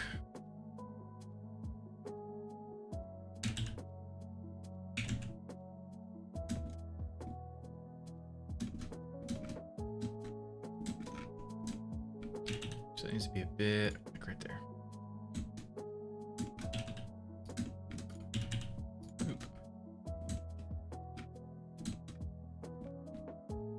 This is intense. Why does a tiger even have dreadlocks? I know, right? This is the superhero named Drip. From the comic book called Tooland, the comic book and brand that my client has created. And this is the superhero. I think he's pretty cool. I think he's sick.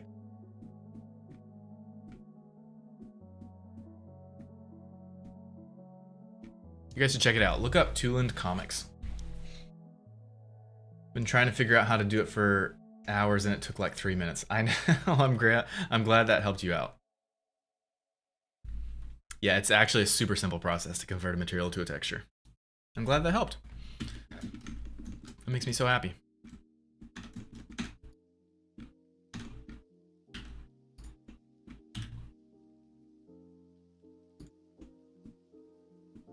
I actually am going to add one more in the middle for these.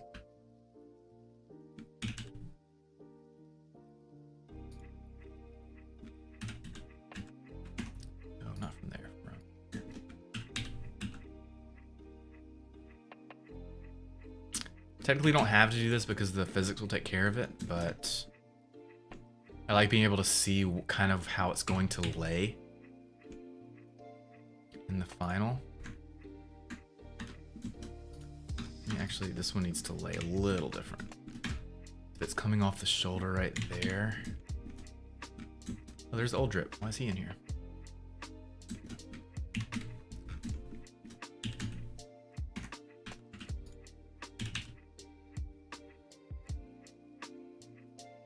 There we go.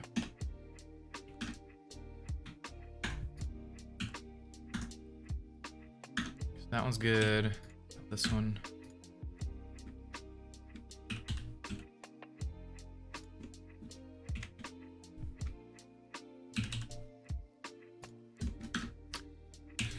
That one's good. And then this one.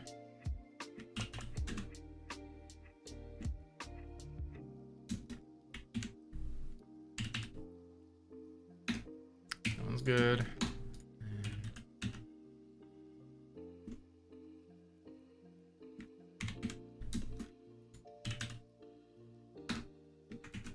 Okay. We've got 4 dreadlocks, and then these will just be mirrored to the other side. Hey, thanks for the follows, guys. Thanks for the shares. Jim needs to put a bonnet on for the game's sake. A bonnet on? Oh, just so like there's... I think the physics, though, are going to be so cool. That's the one thing I'm super excited about with this game, is the physics of the hair. Think of how cool they're going to look as he's running around. Like, ignore the one dreadlock we have in here that looks terrible right now. Think of how cool all these dreadlocks are going to look with physics on them as he's walking, running, jumping in the game, fighting, punching, kicking bad guys. It's going to be so cool. My client Jason has described this character's dreadlocks essentially as his own cape. So like a lot of superheroes have a cape like Superman. So this is Drip's version of a cape, is his wide curtain of dreadlocks. Is this for a game because I would want to play that? Yes, 100%. This is for a mobile game I'm developing for a client, and as far as I know, we haven't talked about it, but I'm pretty sure, I'm like 99% certain the game is going to be free.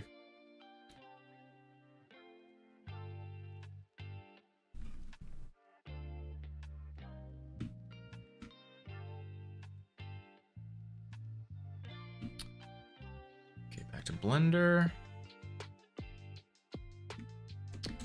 Okay, let's do some more dreadlocks.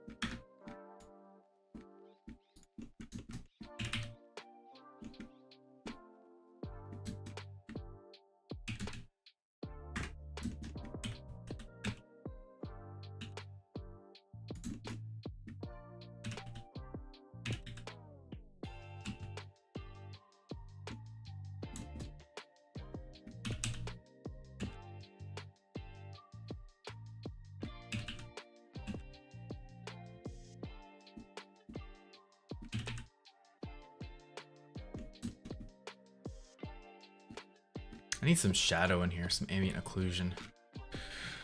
I could do... Am I in Cycles? No, I'm in Eevee. Ambient occlusion.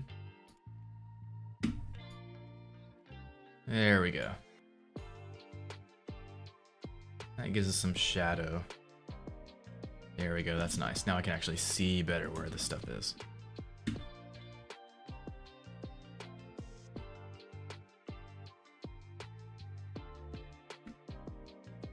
Nice, okay.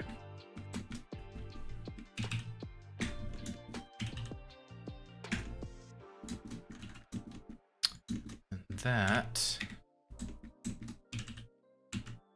to be right there.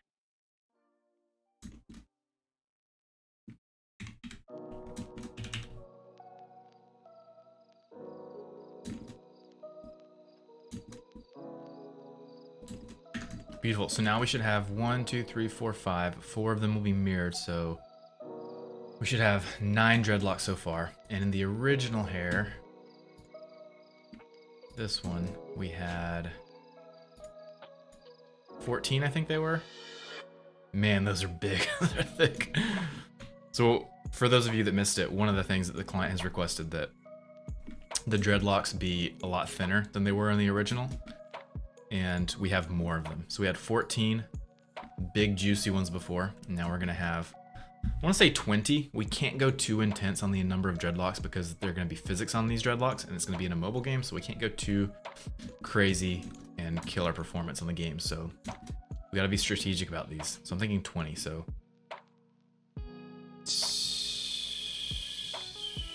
But we're also not having them come off the front, so. How many more can I really add? We're already right bumped up to each other. I'll probably add one more on the side.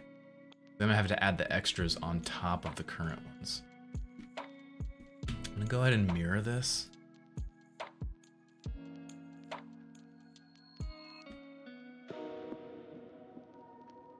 Why are these parented already? We don't need this.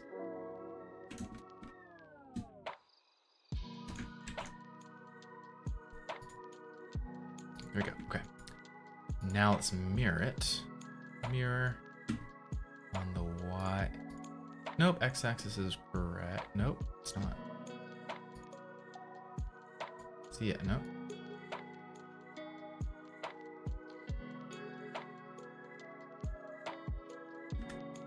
Well, first I need to apply the rotation, apply the scale. Rotation, apply scale. Now it's mirroring correctly. The object needs to be, let's see, drip rig 0.003.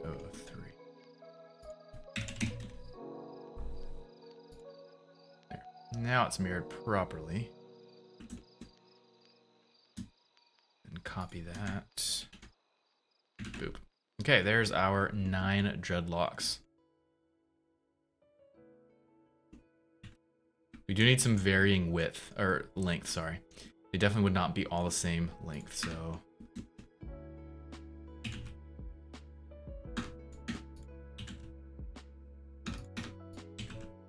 I mean, that looks better already. Boop. Nice, and then all we gotta do is just change their, whoa. Change to black when we're ready to do that. Link materials. Ooh. Our dreadlocks. Looking great. Looking beauty. Looking beauty, beauty, beauty.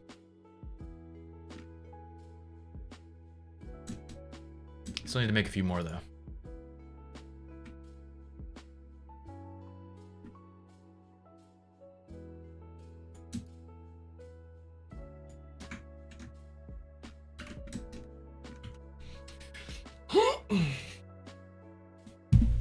How long do you think it would take for it to come out? Oh, in a few months. This game will be done in a few months. It's going to be very simple, like a 1-level game.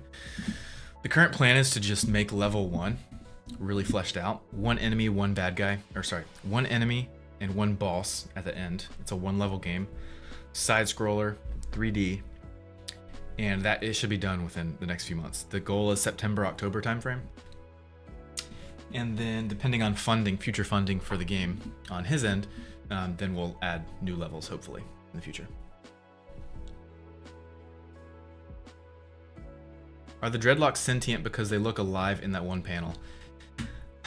That is a lore question that would be for the client. I think so, yes. I think so. I think they are sentient. I do know, I can't remember, there are 4 comic book issues out so far. And I could be wrong about this, but I'm pretty sure there are times when the dreadlocks do some of the fighting. But I could be completely wrong on that.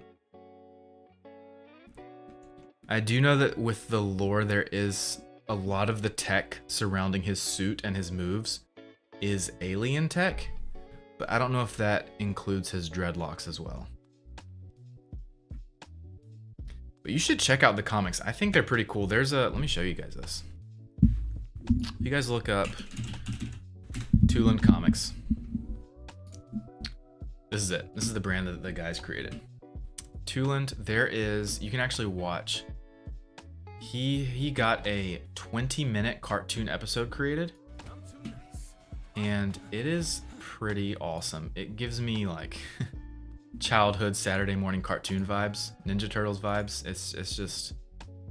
It's really cool. You guys should check it out. So level 1 of this game is going to cover the cartoon episode 1. So we're trying to make it so that each level coincides with each episode, or with each comic book issue. So he has cartoon episode number 1 made. He has, let's see, 4 comic book issues made. So you guys can literally go and buy these right now on his website and read them. So highly recommend it. Super cool. Yeah, check it out. It's pretty cool.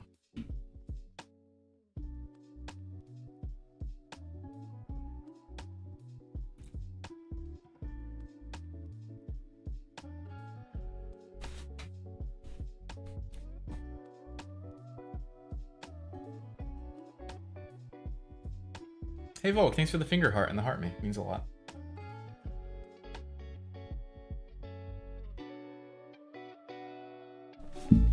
Okay, let's add some more dreadlocks. I think one more off the side. I don't know, that might be pushing it.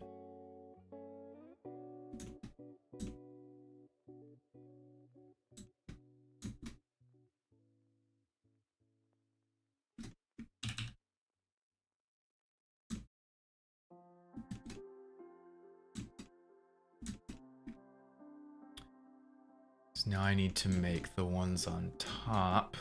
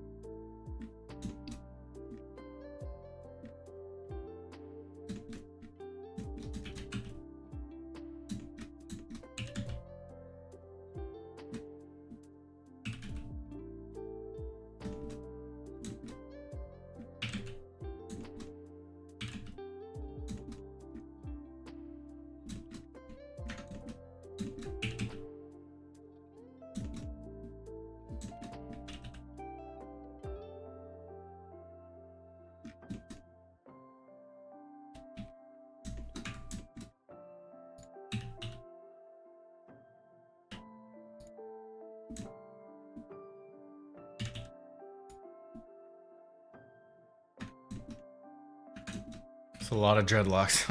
I'm getting kind of nervous with the physics on this. You have to pay for the early access to the Lego game. Yes, currently yes. I'm at 2%. 2% what? Battery? Dang, go get it. Dude, you need to go charge.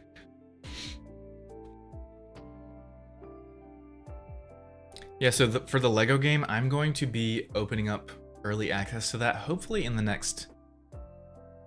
Well, I can't do it next week. It'll probably be 2 or 3 weeks from now. I'll open up early beta access to the Lego game, so I can start getting some testers in here. And initially, I'm going to only open it up to monthly members. So I have a website, guys. It is called pixelfiregames.com. And here you can get a monthly membership exactly like you would get on Patreon.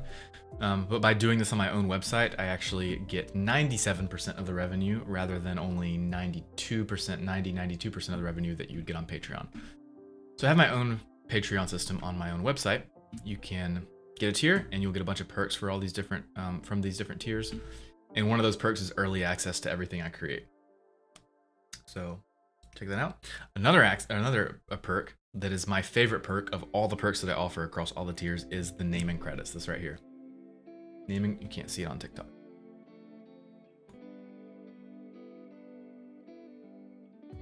This one right here. Name and credits.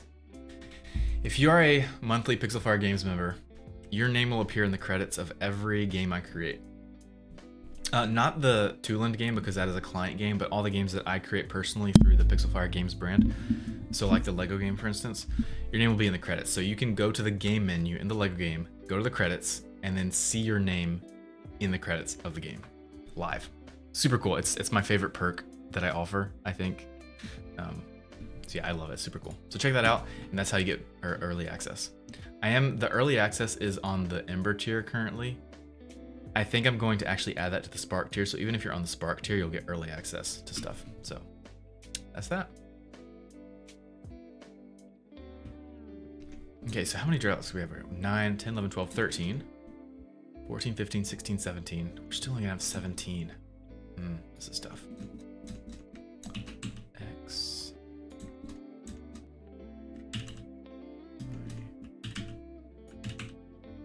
I'm so nervous about this many dreadlocks being handled by physics in the game. Like, it's gonna be fine on PC, but I'm wondering how performant it'll be on mobile. Touch nervous about that. We might have to cut back on the number of dreadlocks, or maybe not. I don't know. We'll see. Maybe it'll work out fantastic. I don't know.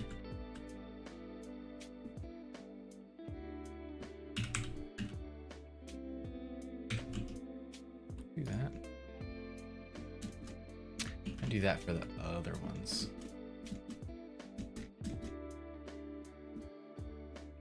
These also might need to be a little bit bigger, but we'll see.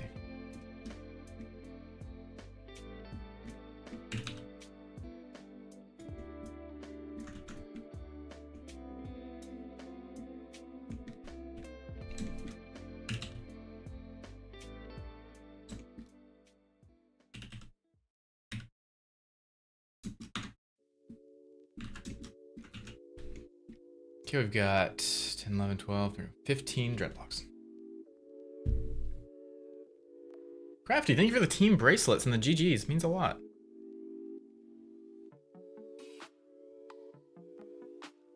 The Lego game be on mobile? Yes, the Lego game will be on Android and iOS. Not Zap, what's up? Thanks for being here over on YouTube. Appreciate it.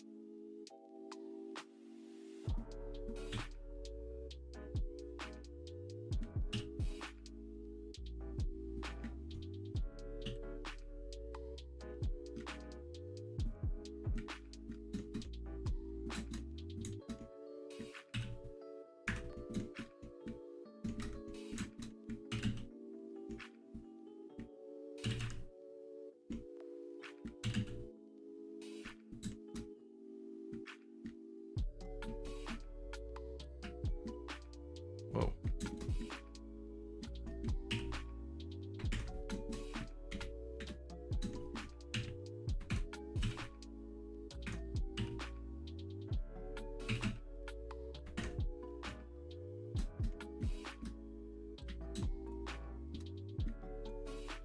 Gorgeous, gorgeous, gorgeous, gorgeous.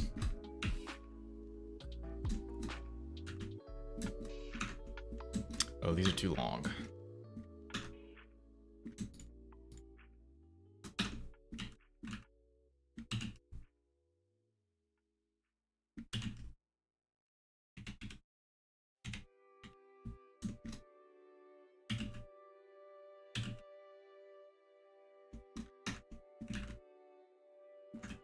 Nice. So we have 5, 6, 7, 8, 9, 10, 11, 12, 13, 14, 15, 16, 17 dreadlocks. And that is more than we originally had. So we originally had 14. Let's take a look at those. I need to...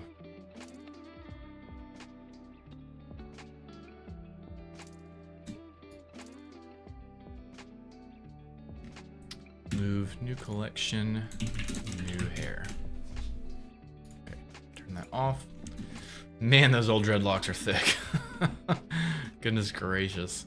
Like giant pythons. 1, 2, 3, 4, 5, 6, 7, 8, 9, 10, 11, 12. Oh, so we only had 12. Well, we also had the one hanging in the front. Well, more than that actually. We had 13, 14, and then a hairpiece, one that was hanging down in the front. Let me see if I can find it.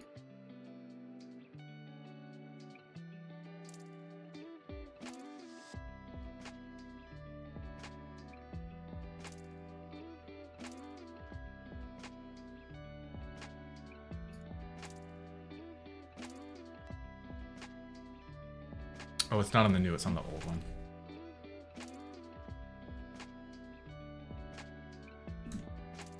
On this guy. See? This is the old drip back here. He had one on the front too. He had 1, 2, 3, 4, 5, 6, 7, 8, 9. I can barely see. 10. 11, 12, 13, 14. This is like right around, yeah, 15, 16 dreadlocks. So now we've got 17. So client wants thinner dreadlocks and more of them. I don't want to do any more than 20. I think that would, we're pushing our luck with the performance on the mobile game at that point, I think. We might not be, but we'll see. But even if we are fine on performance, I feel like anything more than 20 dreadlocks, it might be too chaotic. So.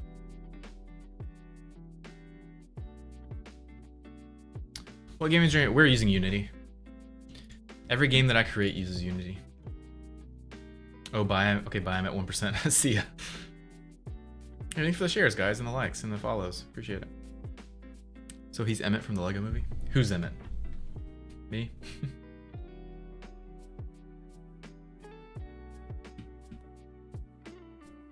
Okay.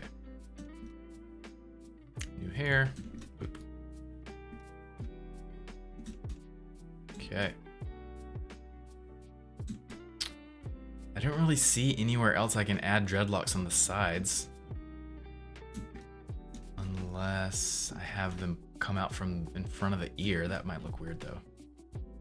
Let's look at some of our reference.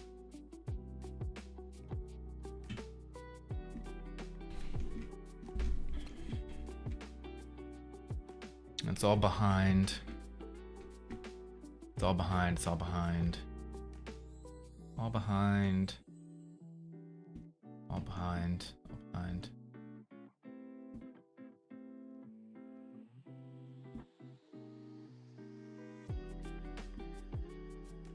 Yeah, nothing comes out in front of the ear.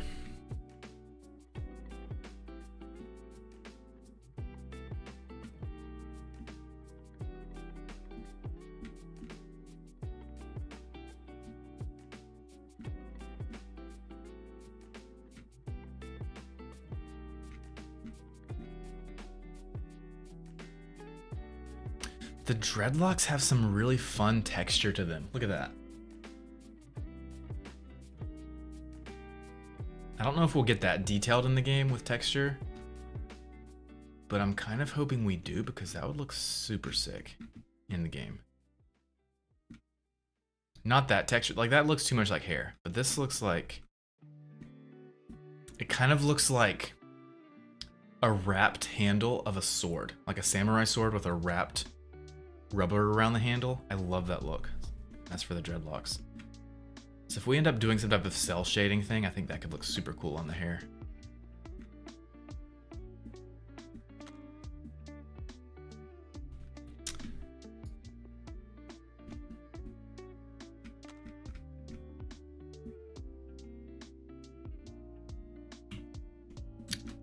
So we have, what was it, 17 dreadlocks?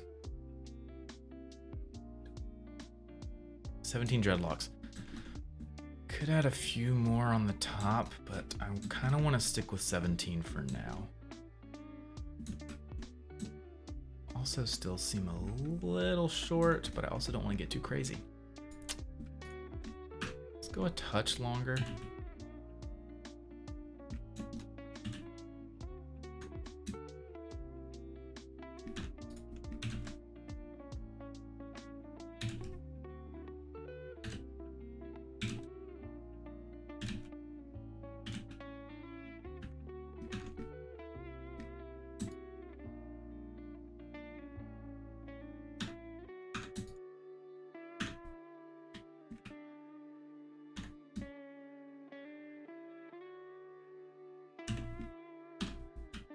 No.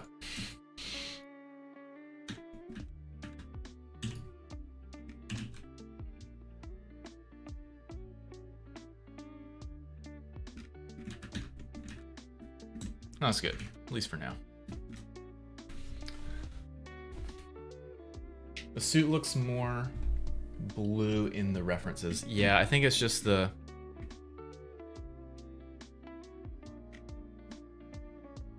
Yeah, you're right, it does.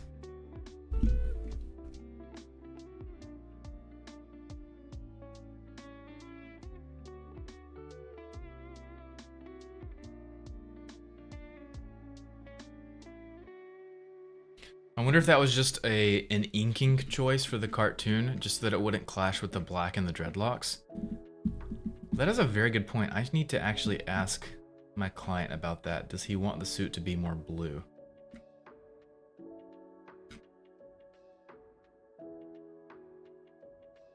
Because I actually do like that blue look. And that is a very easy fix we can implement. Yeah, I need to ask him about that.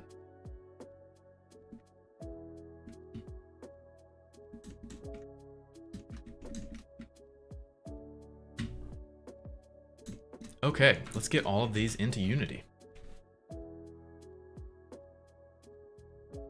And I think I'm also going to...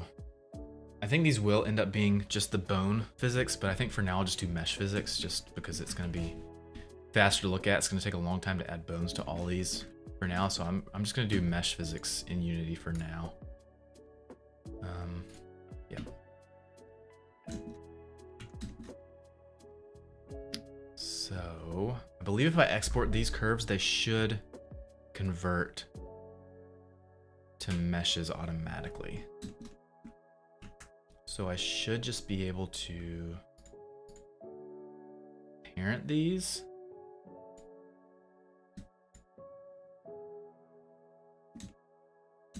To the head bone. And then export it. Control P to bone. Here we go. And then... Whoa, what's going on there? Oh, because of the mirror. Got it.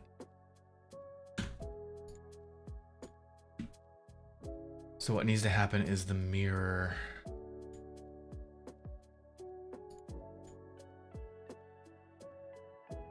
It should actually be fine because this will all get applied once I export, so we should be fine. So let's select all that. Select that, select that. And then before I do anything here, I'm going to just go ahead and going to delete this. Delete that.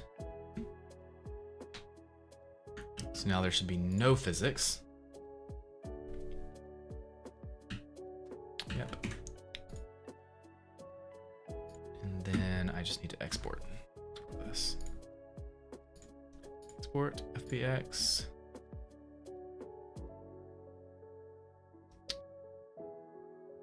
Tooling assets, trip version 2. Yeah, and then armature, don't add the leaf bones. Should be good. Export. Okay, all of his hair is there. There we go, beautiful.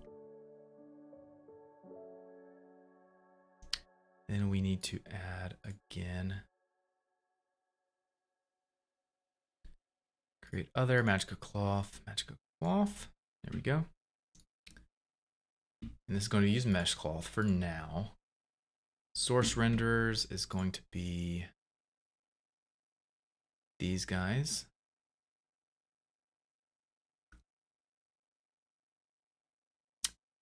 Oh wait, it doesn't look like we have all the hair pieces. Oh, it combined them. It didn't apply. I guess that makes sense.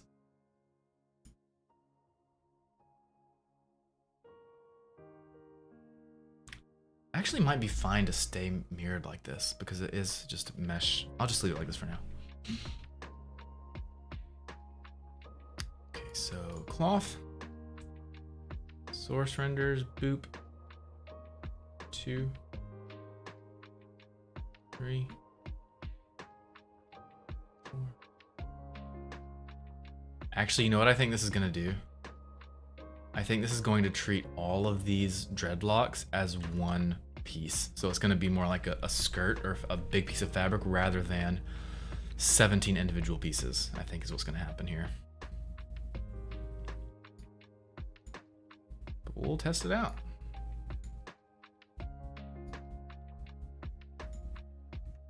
Okay, let's see what we get with that.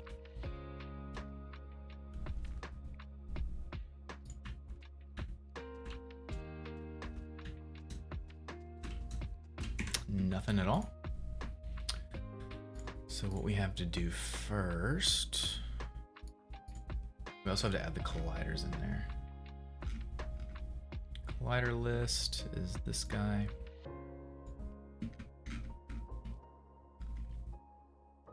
We have to paint.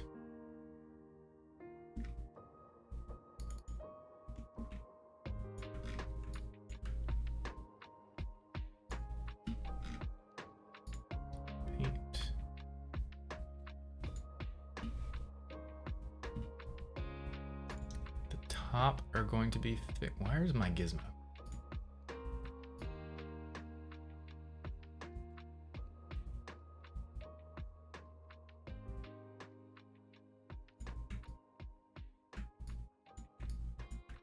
Why are all those showing up like that? I don't like the look of that.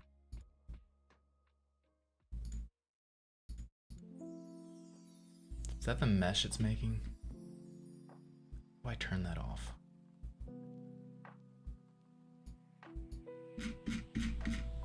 Gizmos, here we go.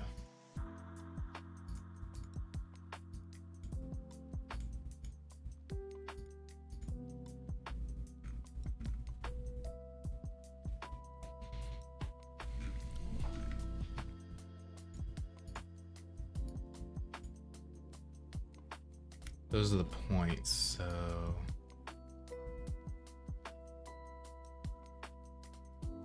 that's the mesh. So how do I hide the mesh? There we go. Okay. So we're just painting all these red. This is fixed where the physics do not do anything to. You do through. That's what I need to do. Okay. And then green means it can move. Actually, I guess I need to fill the whole thing first. That can all move. And then we make these at the top fixed. Boop.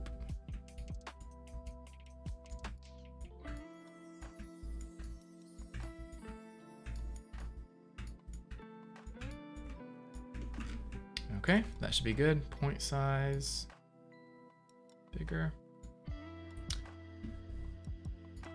Cool. Now there's our mesh, or our points. My guess is that these dreads are gonna fly apart from each other in a very crazy manner, but we're about to find out. You guys ready for this? We're gonna test out the physics on all these dreadlocks for the first time. Here we go. Boop.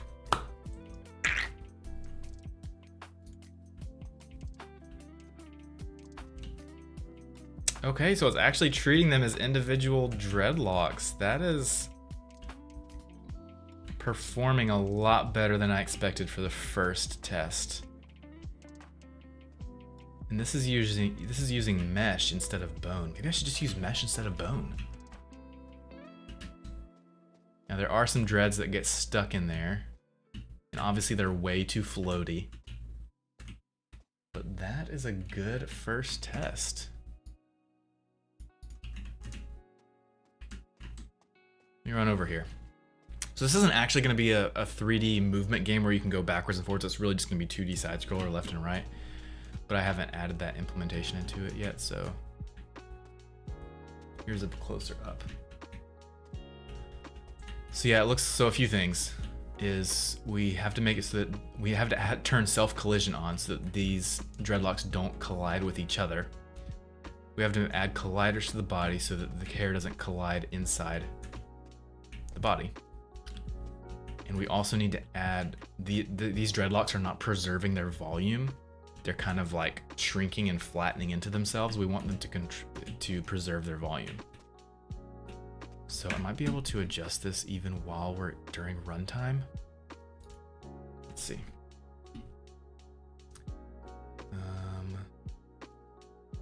Damping, let's add a lot more damping. Whoa, yeah, we're getting some performance itches. These are also very high res. We don't need this much geometry in these. If I turn on wireframe.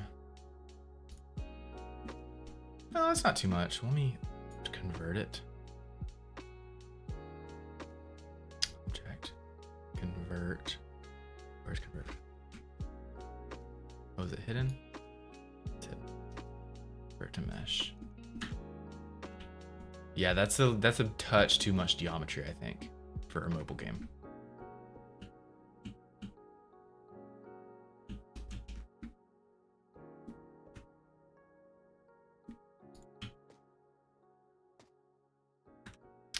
So where do we preserve volume?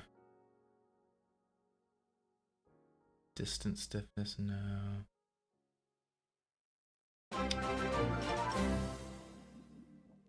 Whoa, Chaotic Rise just resubbed for 2 months. Let's freaking go, dude. Oh, and I love the flicker alert. Dude, thank you so much, Chaotic Rise. That is freaking awesome. Thank you so much.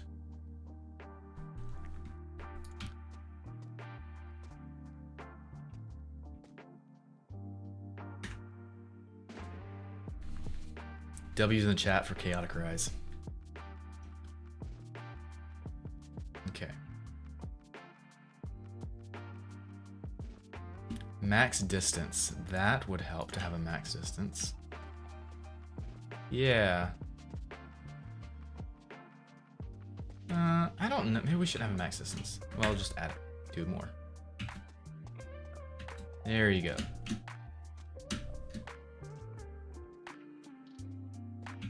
Dude, when these physics are set, it's gonna look so cool. Let's see, local inertia. There we go.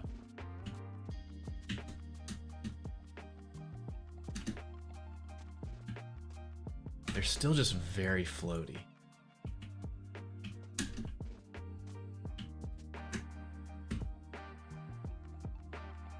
Lighter collision.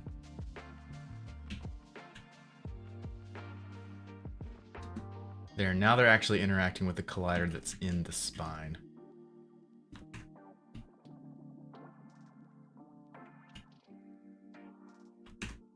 Self-collision, full mesh. Ooh.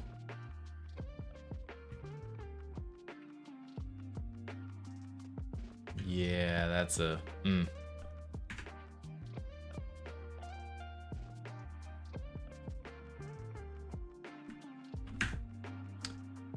think we also need a reduction in the reduction settings. Here we go. Okay, I need more visibility, dude. More visibility.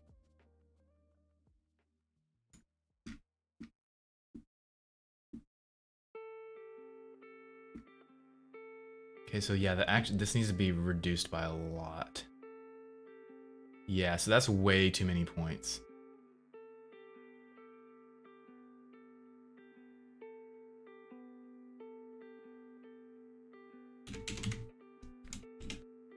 .02 I think will work good, and this is going to increase our performance by a lot. Shape distance be like a 0.1.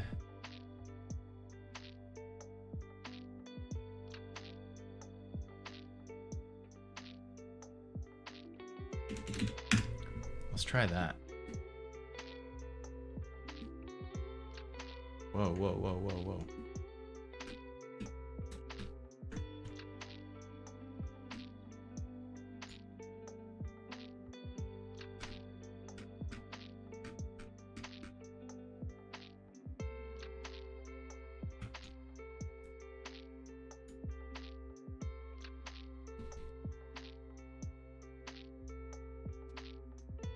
Oh, that is so much better already. Look at that.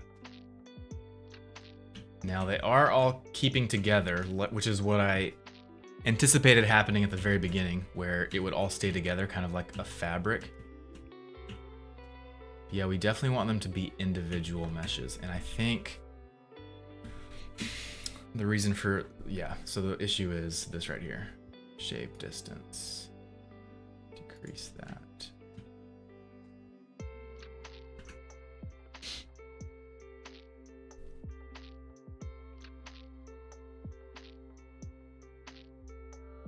Yeah, so what I want here actually is for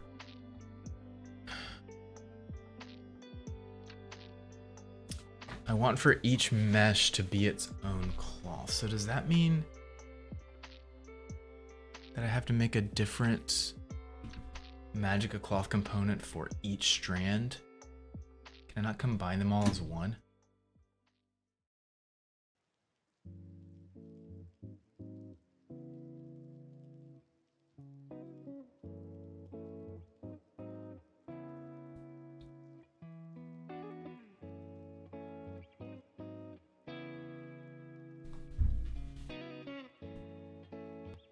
Whoa.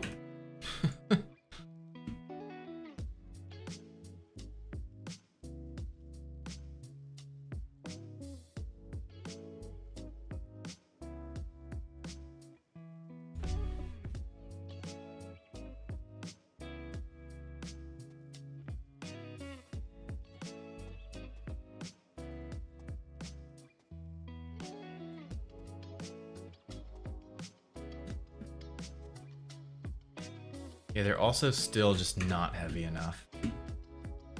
Let's see.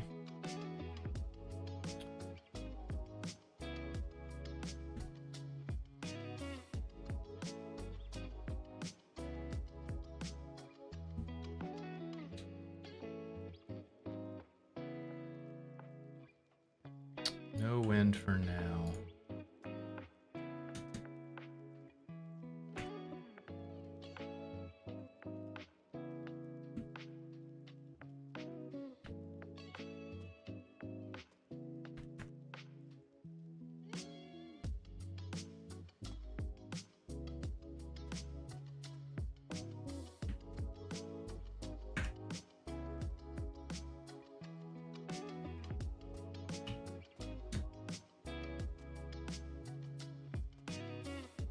We're getting there.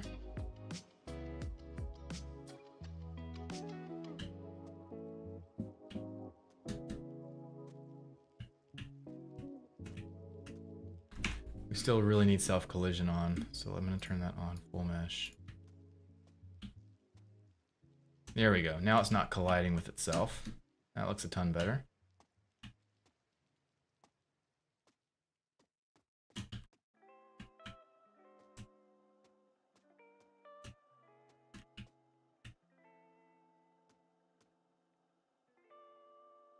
Still some jittering though in there.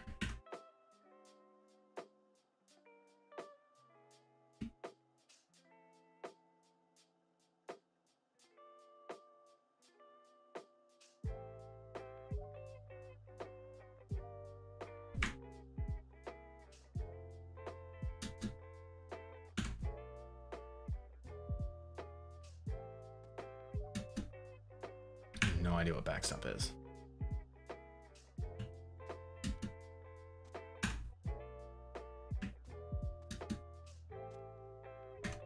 Stiffness works really well as a 1.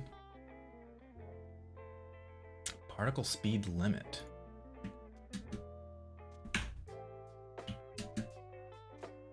Works really nicely.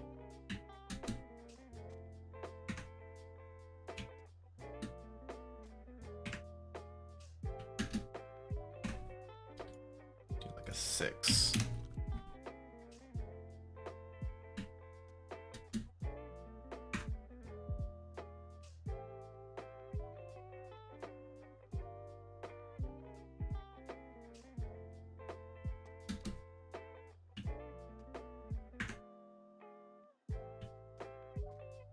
That's it. We need like a 0.5 on the world inertia.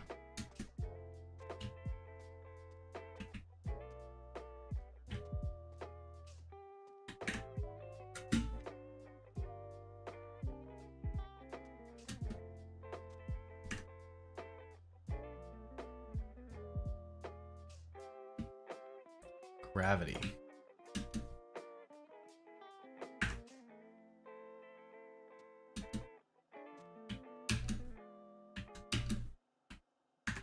I liked 5. Let's do like a 7.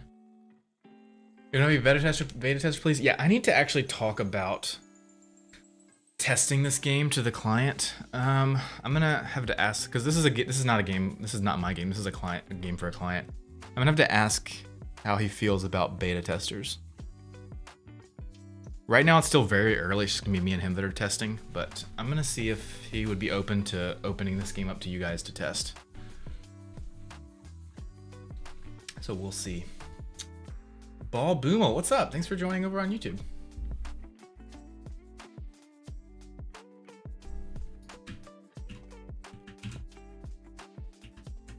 Okay, how do I save all these settings? Or I exit play mode.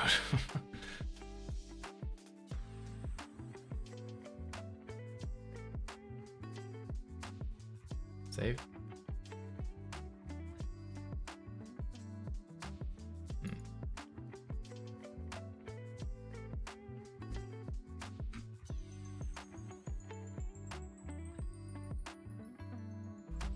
Copy component. Play. I wonder if it kept my settings.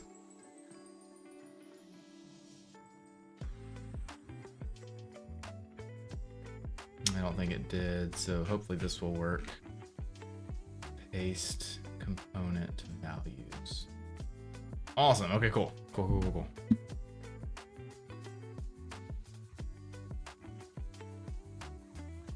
I still need to figure out, I do think I need a separate cloth component for each strand, but I'm not sure. Let's check that out.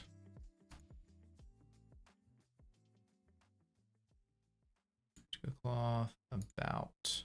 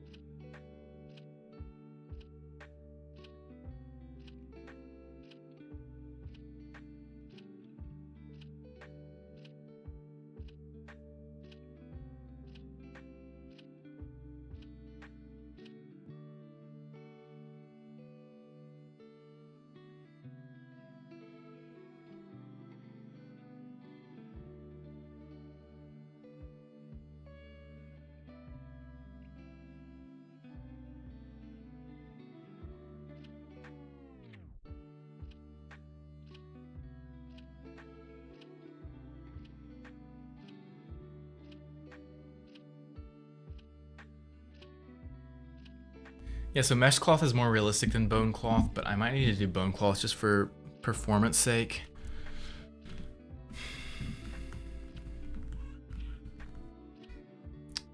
But I'd love to know if I just need a separate cloth component for each hair strand.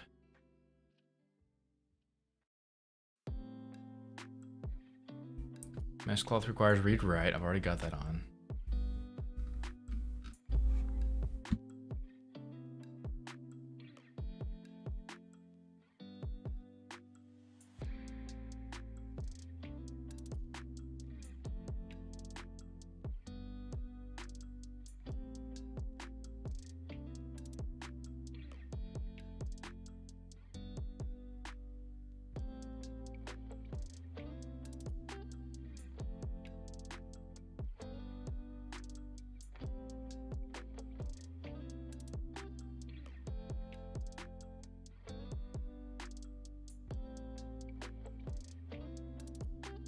Yeah, so mesh cloth physics, it's using a proxy mesh that is a lower res version than the geometry you give it. And that's just so the physics can be sped up or more performant. And that's why the lower res proxy that I'm using is combined. It's kind of like an overall mesh for all the individual strands of dreadlocks.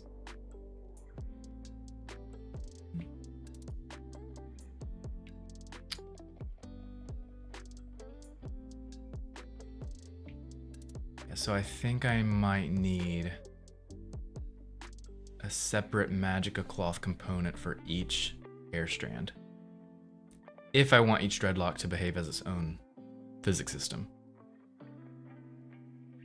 Yep, here it is. Multiple render meshes can be registered. In that case, all render meshes are combined into one proxy mesh. Yeah, that's what I don't want.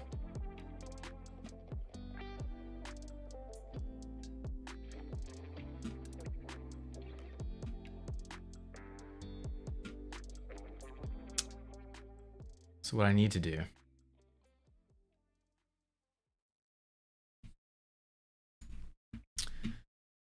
is only have one.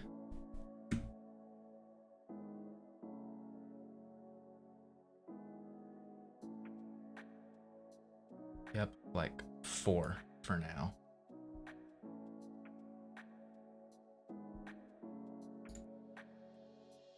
And that should just do one dreadlock. Whoa. Oh, I've got to paint it. That's right. Paint. Fixed is the top one. There we go. Now it should work. Hey, fellow gnome, what's up? There we go. That's beautiful right there. Now I just got to increase it a little bit. We got to find the balance between most performant and most physics. That might be good right there. Let's paint again. Make that one a move. Yep. And play.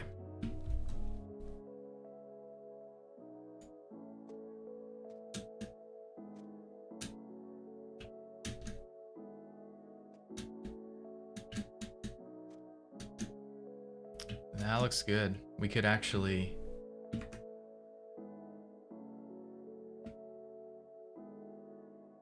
little less damping. A little less stiffness.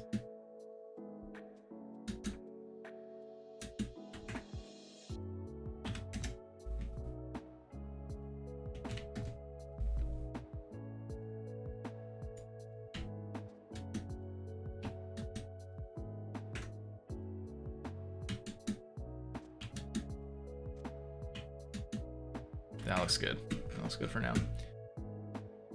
Copy component, put that, and then paste component values. Okay. Now let's just apply the same thing to the other dreadlocks.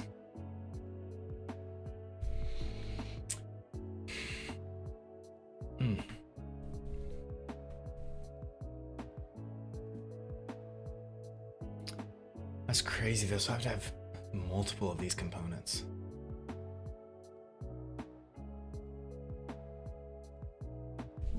Guess that's what we gotta do.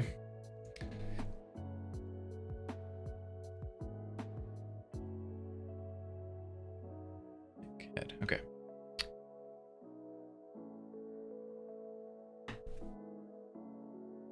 So I'll need how many? 1, 2, 9. So 2, 3, 4, 5, 6, 7, 8, 9. And this one just has that one. Oh, oopsie. There. This one has 3. This one has 4. This one has 5. This one has 6. This one has 7. This one has 8. This one has 9. Okay. I just need to repaint these.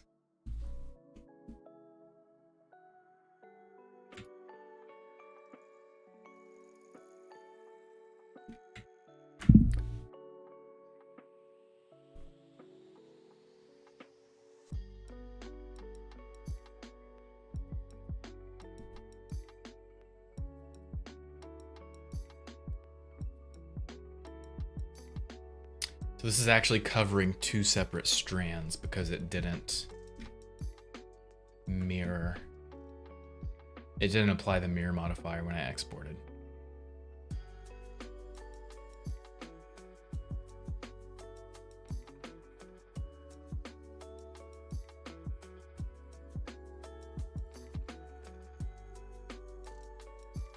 This is why I really just need to apply the mirror modifier.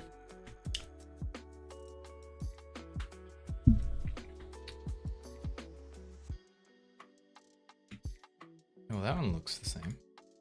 Ish.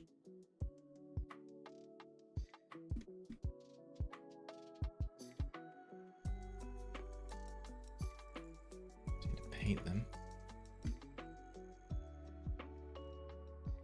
No, not fixed. Move. Go.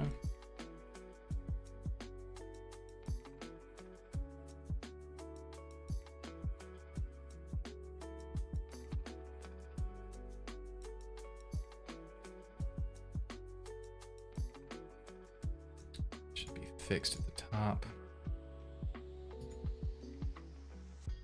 Good. Paint, fill, paint, fill. Paint, fill, and fill.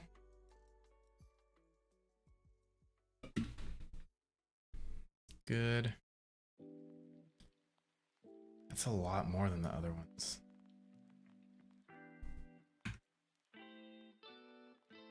But it's trying to, I want to keep them in separate strands, so I guess that's okay. Okay. We'll see how this goes. Hey Sheldon, what's going on? Nice, they're all individual strands. All got their own physics. Oh, that looks frickin' sick, dude. And it's performing really well. We still got some collision. Oh, dang, that's sick. Look at that. That is frickin' awesome.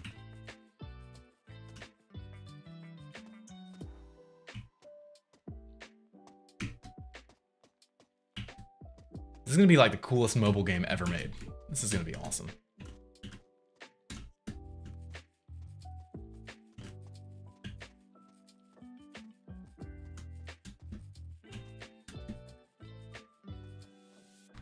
Let's add some more colliders.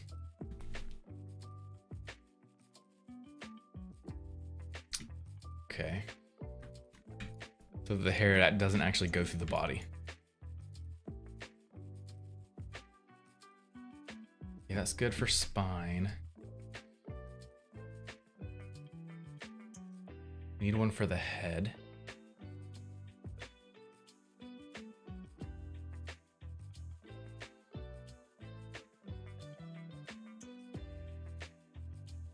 does this know to, oh, because it's, okay, it's for spine too, got it.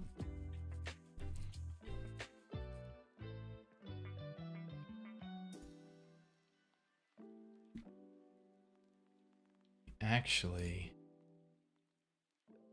don't need to be that tall. Yeah.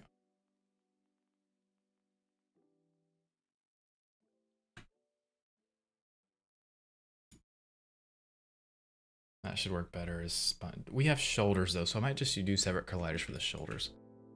But I'll leave it like this. Looks good. 0.3.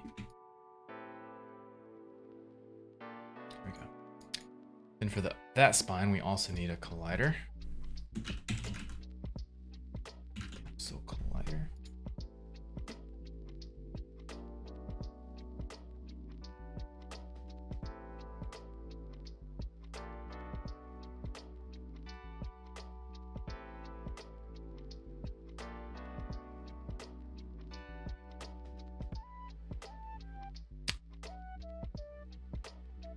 Oh, it didn't make it separate. So Sheldon, this is a mobile superhero game that I'm creating for a client. My coffee is still cold. It's even more cold than it was before. So sad. Whew. The physics on this hair are looking awesome. I can't wait to show this to Jason. Okay, create lighter.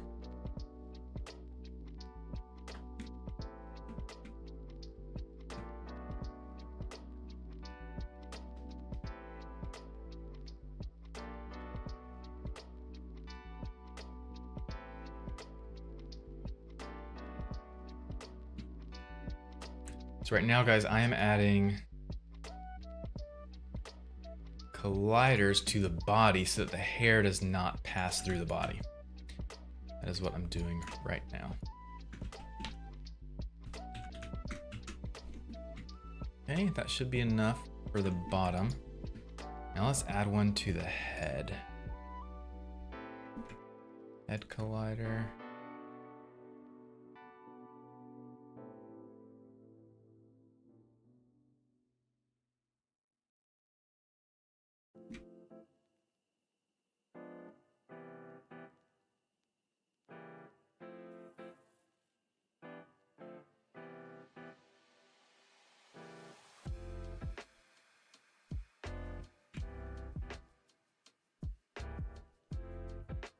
Beautiful.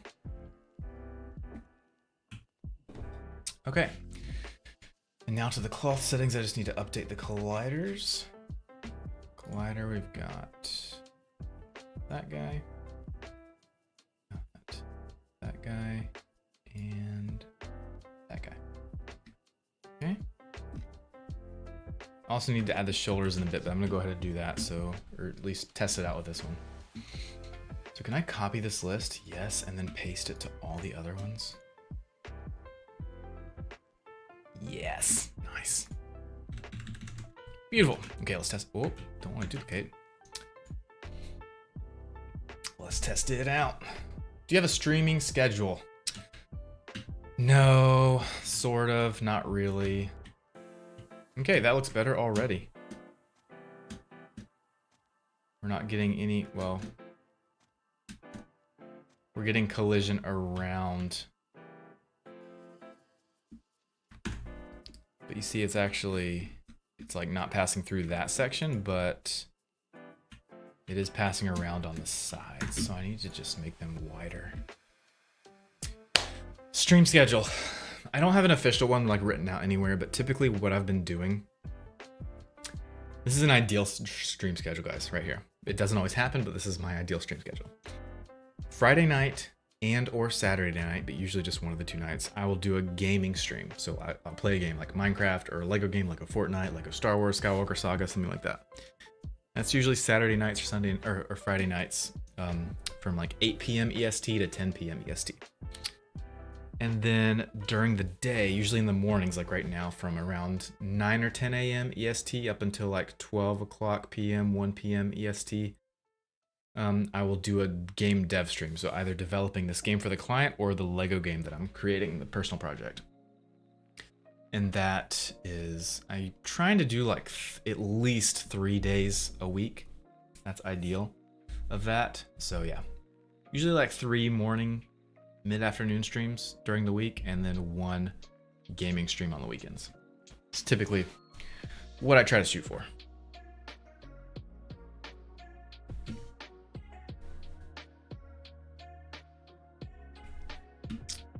Okay, let's work on this. The head is good. So for now, I'm just gonna make this wider. I'll do separate shoulder collider later. Just wanna do that for now.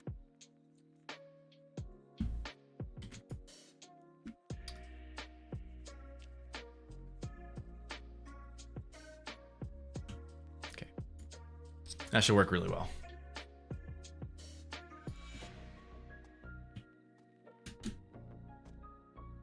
There it is. Now the hair is not colliding inside the body.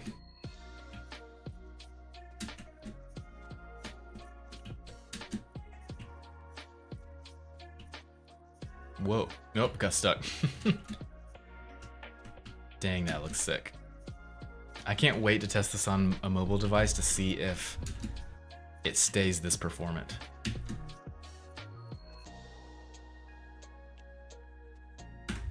I do need to turn on self-collision. Hopefully that won't make it too crazy.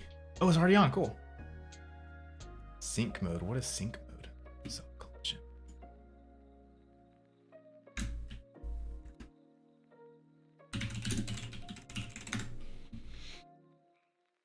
Wait, you're the Lego guy. Yes, I'm the Lego guy. Yes, this is a... So yesterday I did and what I've been doing a lot the past few weeks is developing the Lego game. That is a personal project of mine. And I either dev that as my IRL self, or more recently, the past few streams, I've been developing as Lego VTuber setup. But right now I'm working on a game, an actual game for a client. This is a superhero game, a mobile game, mobile superhero game. And yeah, that's what I'm working on right now.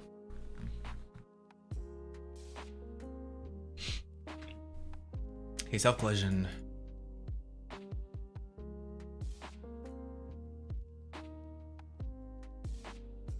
Mutual collision is the ability for a cloth to collide with another cloth. By using this function, it's possible to make separate set cloths.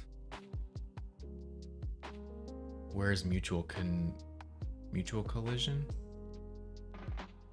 Self mode. Do not self collide. Perform. Okay. Sync mode. Oh, so sync mode is the mutual collision. Okay. None and full mesh. Okay, so we definitely want full mesh on that. So this will collide with each other, which is what we want. Hope that isn't crazy on performance. We'll see.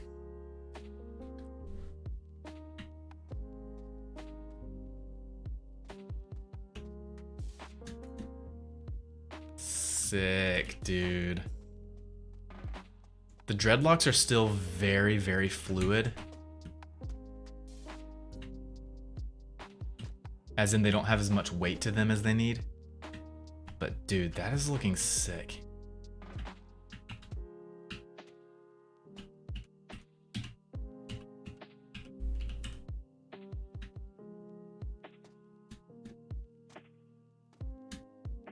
They're behaving really, really well. They are very light right now. That is awesome.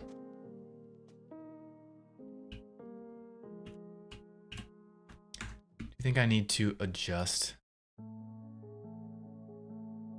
this collider, because right now it's pushing up too much. I need to make the radius a little smaller.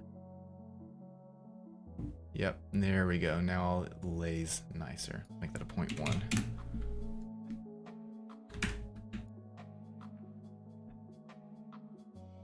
Beautiful. 0.1. Nice. Took me a minute to realize. Do you freelance or are you with a company that contracts you out for games like this? So I am all freelance. For the past 9 years, I have run my own freelance company for visual effects and 3D animation for movies, commercials, and TV shows. That's what I've been doing full time for the past 9 years. And then 5 years ago, I started this whole Pixelfire YouTube channel, just playing around with game dev, building my own VTuber setups just on the side as a hobby. But then it started to turn some heads, and some people reached out to me to do some freelance game dev contracts. And so that is how I got into doing some game dev contracts. And this particular project, actually this game, I actually did a lot of video editing and visual effects work for this client years ago. And then he created this comic book brand called Tooland, and long story short, he wanted a mobile game created for it. He's already created a 20-minute cartoon episode and 4 comic book issues printed that he's selling. He travels around to Comic Cons like every single weekend. It's crazy. This dude grinds like crazy. But he hired me to create this mobile game, and so that's what I'm doing now.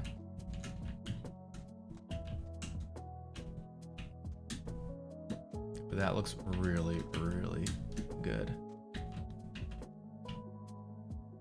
There is some, looks like there's some mesh, there's a mesh issue. I'm gonna pause the game and go look at it. Okay, I need to see better than this.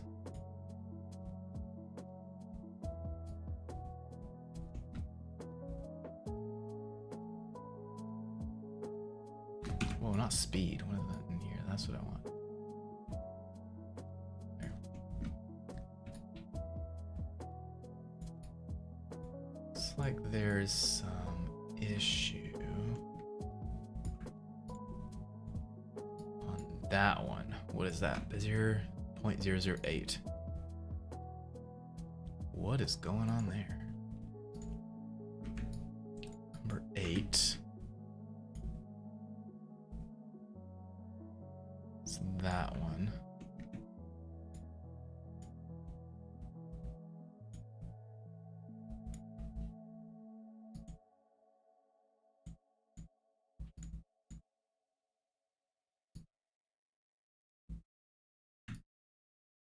Does it just not have enough points?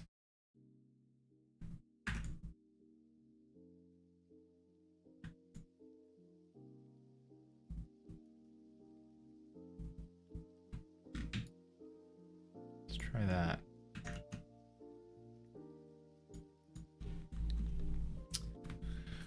Super cool. Is it going to be like an adventure style game? This is going to be a side scroller. Like, you know those 2D side scroller games? Like the old retro Ninja Turtle games. It's gonna be like that, but 3D. So you can see me moving around left, right, but also forward, like away from the camera and towards. It's not gonna be like that. It's just gonna be left to right and up and down. Some very similar games to look at would be Grim Valor, I think it's called. Grim Valor is one.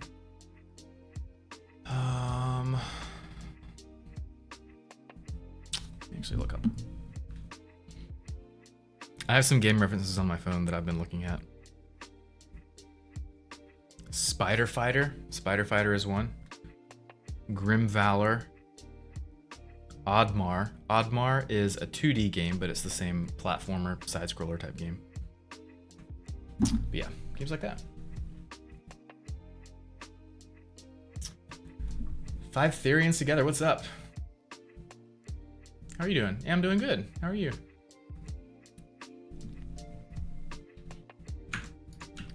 But this is looking very promising. I'm still getting some...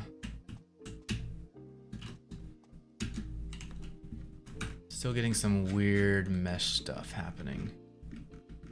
Right there. You guys see those lines? Something is not weighted, it looks like. And it's on that guy right there. Bezier curve 0.08. Let me check out Blender. 0.08.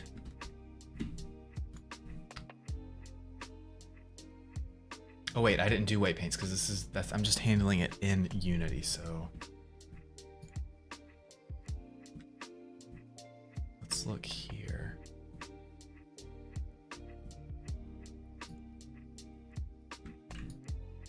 It's this hair strand. What is going on?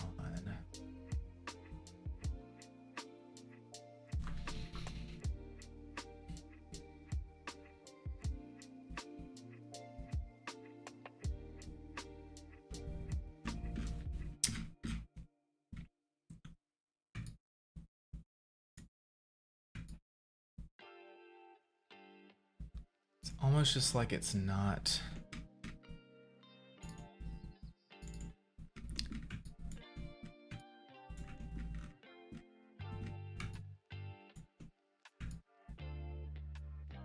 Oh, you know what's happening? No, wait, never mind.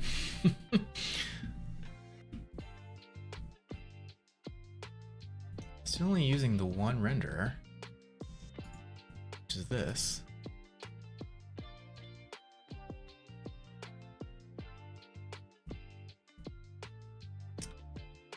We don't have the...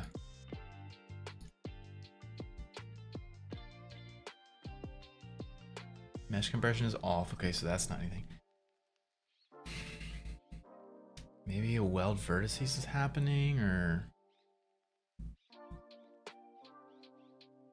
I don't know what's going on there.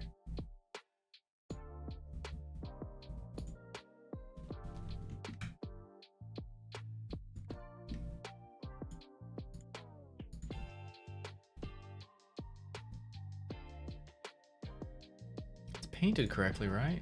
Oh, that's not painted there. That's why. That is exactly why. We are gonna fix that.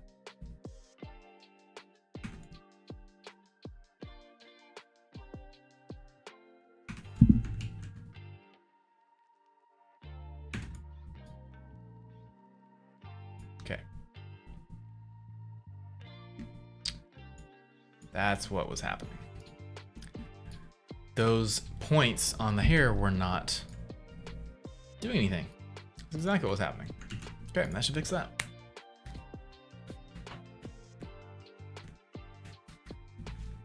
The hair's not a bad thing. I'm saying like it. You've been doing this for 2 hours. Yes.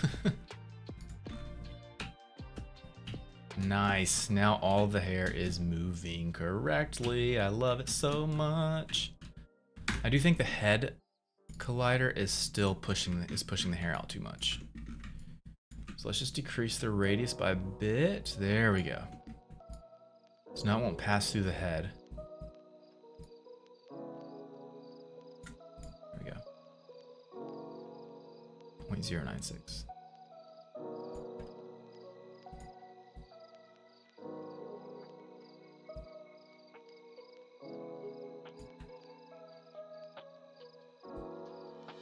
A little bit push, 0.09. That's it, 0.09. Okay, so make that a 0.09. 0.09, boop. Okay. Looking good, looking good, looking good.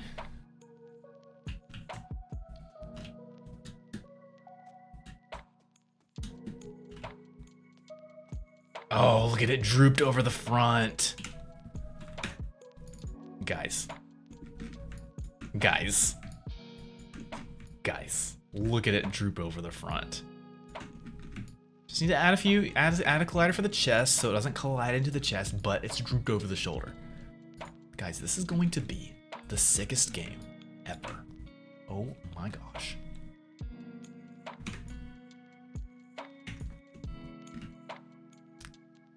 This is going to be the sickest game ever. Ever. Ever. Ever.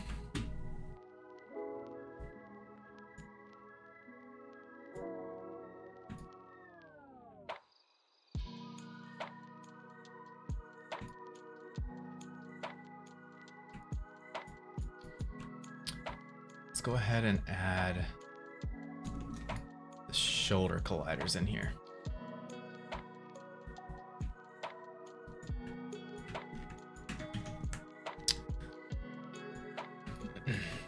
Okay. Or actually just arm, maybe top of arm. There we go.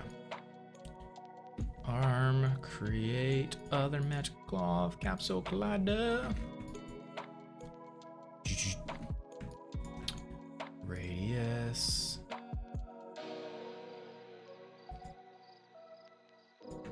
I love game design so much. It is so freaking fun.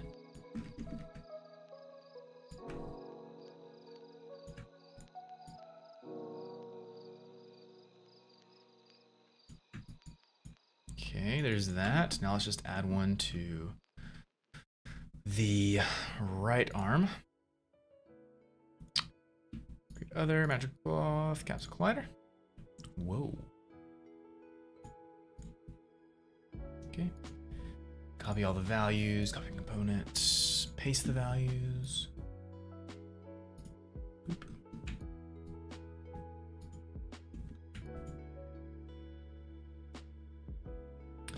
I have to copy the transform as well. That's what. Copy.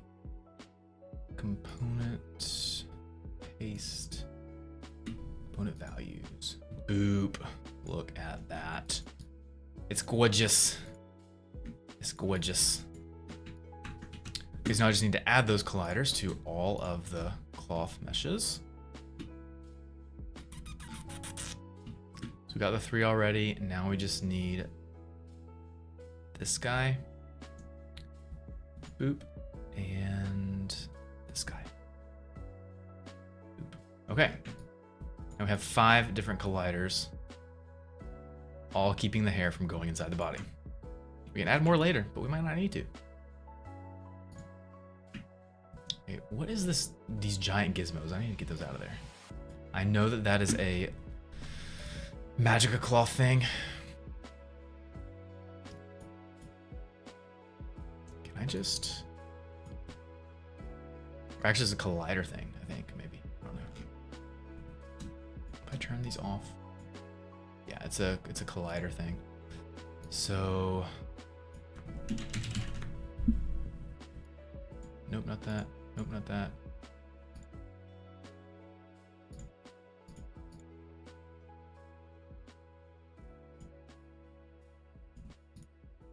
I can't turn them off. I can do that.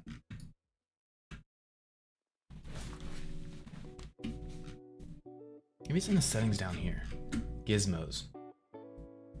Shape, is that it? No.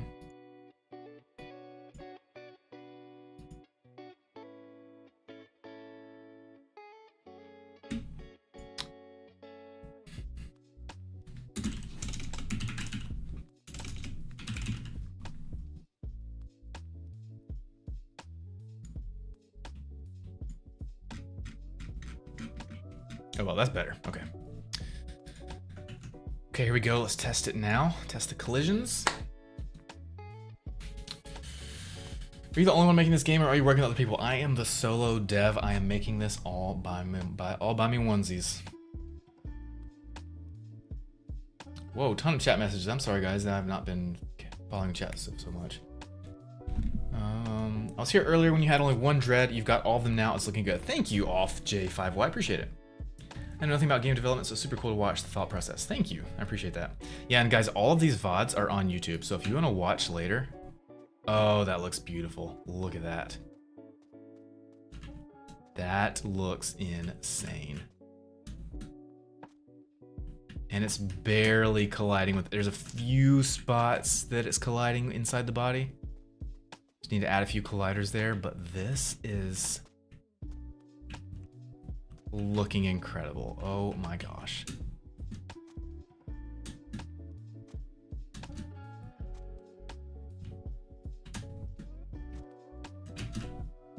I'm gonna try to get one to flop over to the front. There it is. Okay, so the chest, we need some colliders in the chest so it doesn't... Oh, that looks sick. It's gonna be the coolest mobile game ever, guys. Oh, I love it.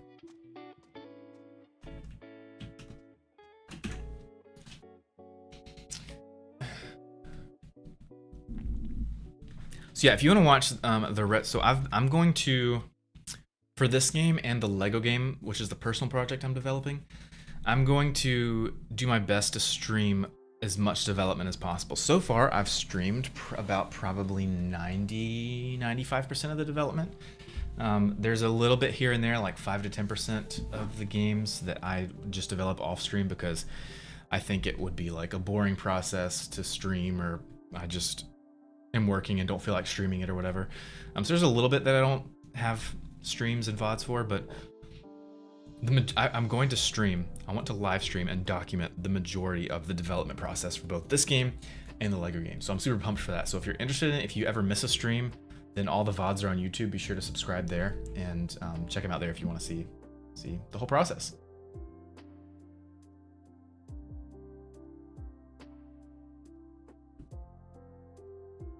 DJ says I'd play it. Awesome.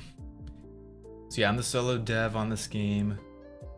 Wish they had classes that exposed people to this. Back in high school, I totally would have done this. Now I'm stuck doing sales instead. Hey, while you're doing sales, learn game. If you're really interested in game design, learn game design on the side on your free time. I know the last thing you want to do at the end of a day working a day job is to do something you just want to like chill and relax. I get it. But if you do like 30 minutes or an hour every day at the end of your workday, just learning game design, and then just start doing stuff on the side, you might at some point be able to pick up some paid projects, some small paid projects, make a few $100s extra each month doing game design, and then maybe a few $1,000s, and then tens of thousands of dollars each month. And then you just get to the point where maybe one day you're able to quit your sales job and start working full-time game design. So just start it off as a hobby. Just learn, teach yourself, and have fun doing it. And then it might turn into something that's more lucrative. Yeah, totally agree with EMS SEO. It's not too late to learn. How long do you think this will take? So the goal for this game is to be completed by September, October this year.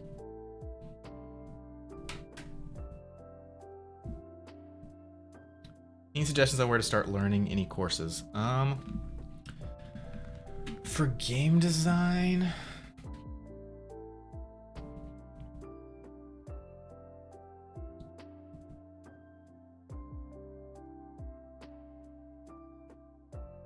I don't really have any one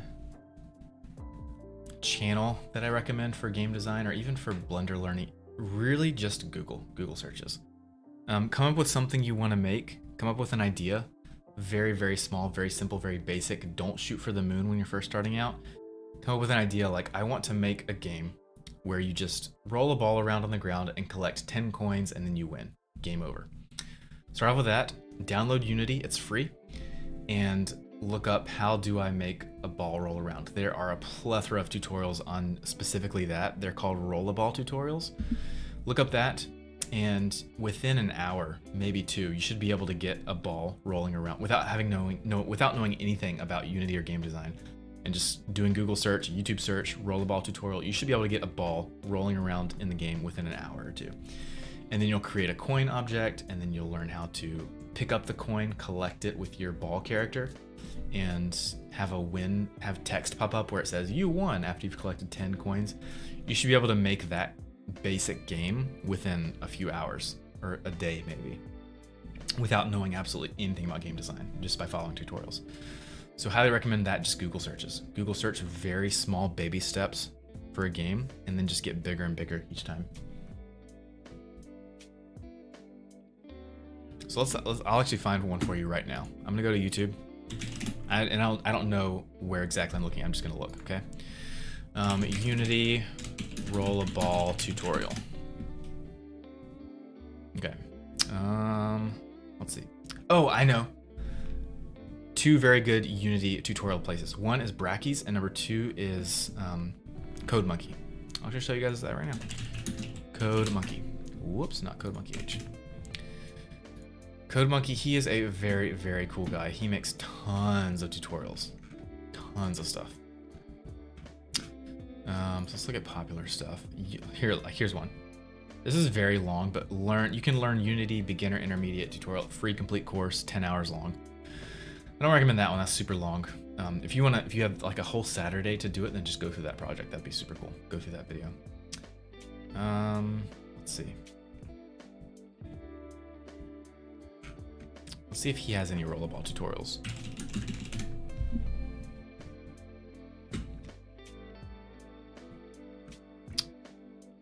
Not that I can see. But yeah, just look up CodeMonkey. I'm sure he has a beginner Unity tutorial, but let's look up specifically rollerball tutorial. Rollerball Unity.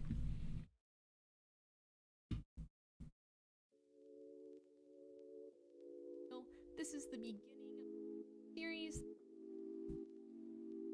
Unity's rollerball tutorial. In this series, we're going to be adding functionality to the rollerball. Can you guys hear this? Such as basic enemies, respawning the player, or fall off the map, creating a lose state, adding split screen and a second player, importing assets, creating menus, and adding sound. Function whatever you'd like. I'm simply naming it. So like, here's a tutorial.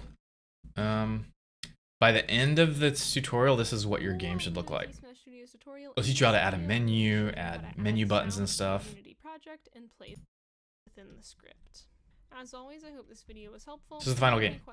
You're literally just a ball rolling around and you collect these little boxes, it looks like. And then it has a count at the top right. And that count will increase each time you collect a box. So like that. Like that's a very simple, this is a very simple tutorial you could follow. It's a 9 video tutorial series. They're no longer than like 10 or 12 minutes each. So that's like an hour, maybe hour and a half. And very, like this, it's gonna be very simple to make this game. No complex stuff at all is going on here. So you should be able to do that. So that's what I recommend. Find something like that on YouTube, do it, and then just work your way up, find a slightly more complex tutorial. Just keep learning, keep iterating over and over again. That's how you do it.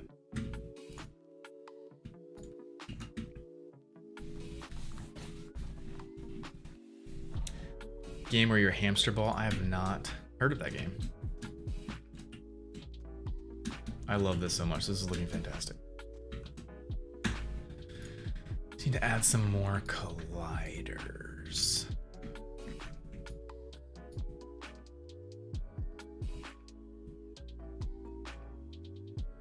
Okay, so this.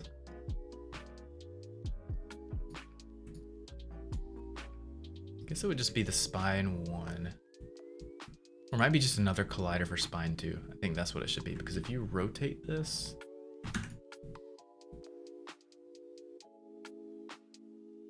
yeah, it should be on that one. So I'm just gonna add another.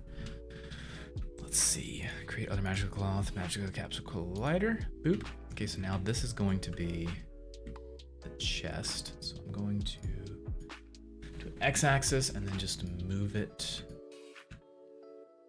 Radius. Even bigger. And just move it back. Down. Okay, and then lengthen it. There's our chest collider. Beautiful. And now just add it to all of these. Collider, add that. Is it this one? No, this one.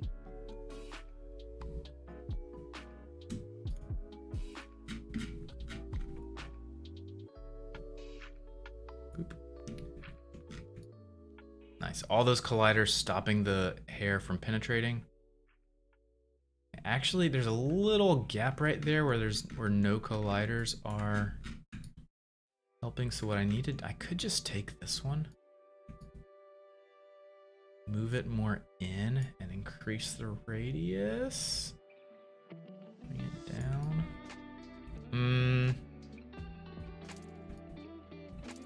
Yeah, that should work. Let's do a 0.616.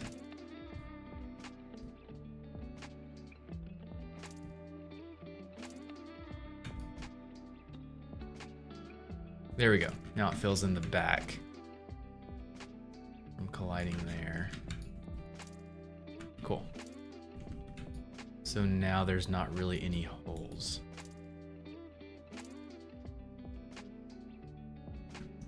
This collider down here could probably come down some because that is on...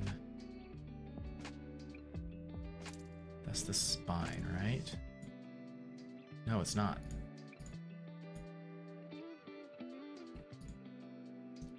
Yeah, it's for spine 1.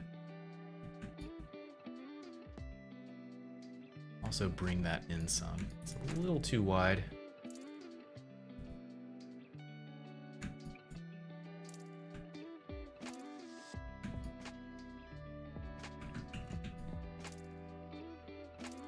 Well, I probably don't need another collider down here because the hair doesn't even go down past that, so we should be good. Okay, now that we have that giant chest collider working, we should... There is, though, a little gap up here that's not covered. That's where I should probably add the shoulder colliders, but let's check this out. See how this looks. This is sick. I can never imagine creating something. Oh, dude, yeah, totally, Kevin. You should totally do it. Kev, I don't even know where to start. I just showed you guys how to do it. So what you do is you go to YouTube. Start off with a very simple idea. Download Unity, it's free. Type in Rollerball tutorial Unity. There's this series that we just found. It's 10 videos long, 9 videos long, 10 minutes each average. And in that hour and a half, you will, by the end of it, having made your own very small, simple game. Where you're just a little ball, you roll around and collect these boxes. And then after that, you've built your first game. You've got that under your belt. You've got that you've developed that confidence. And so then at that point, just expand, do something a little bit bigger, more complex, and just keep going, iterating over and over and over again. And eventually, you will be a game designer. Did you do the donut tutorial? No, donut tutorial was after my time, believe it or not. I started on Blender in Blender 18 years ago. And donut tutorial was like 6 years ago, 8 years ago.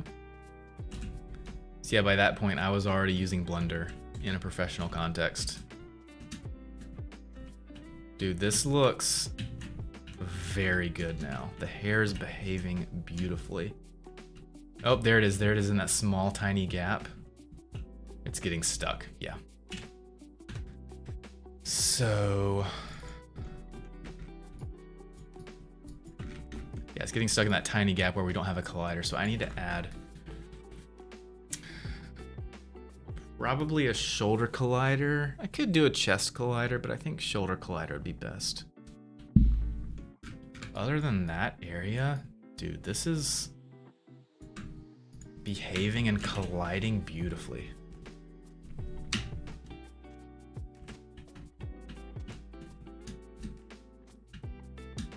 I think the bounce is still very extreme though.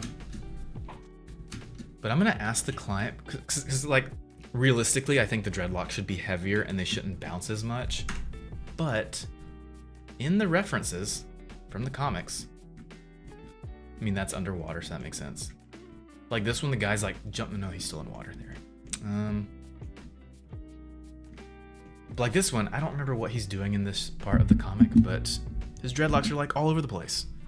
And if they were as heavy as they were in real life, that wouldn't happen. So I think the dreads actually should have more life to them than is realistic. They should be a little more animated. And if that's the case, then what we have might be perfect.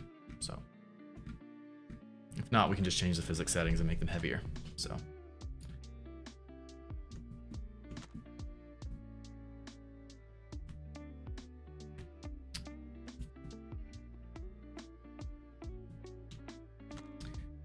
First thing I've done involving game design is put a couple squares on a screen and make one controllable and others follow in a chain. And I got bored. That's cool.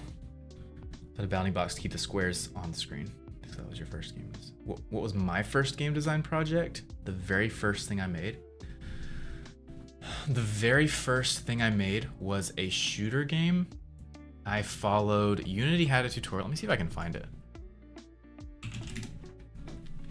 The very first tutorial series. Let's see, Unity. Top-down shooter tutorial.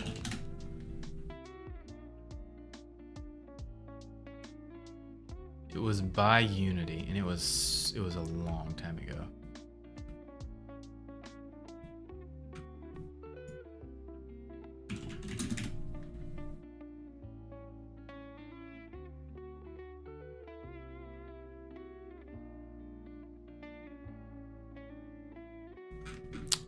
Arcade space shooter.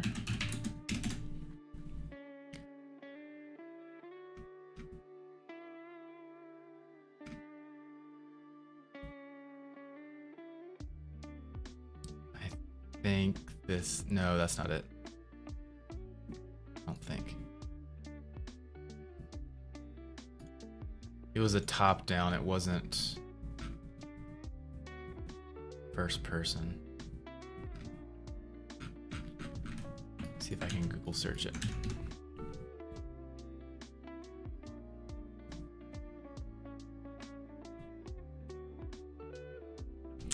It's an old tutorial for an old version of Unity, so they might not even have it anymore. Is this it?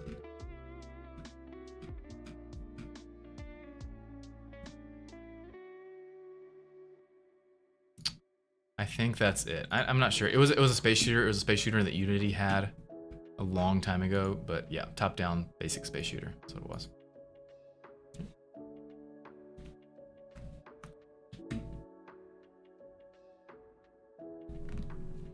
Personally, that a thin black outline on the character would look cool. Oh yeah, I mean, there's a bunch of stuff that we could do once we start getting into shaders. We could do some cell shading like the comics. We could add a black outlines to make it more cartoony. There's a bunch of stuff we could do, but that'll come later.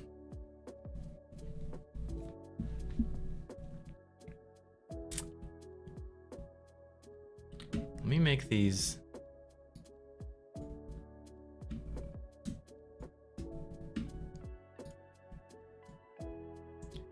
Give these the actual hair material.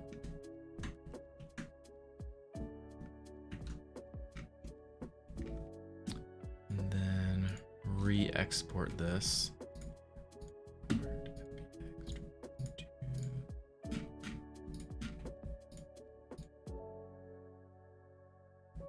Okay, now we've got the actual hair color.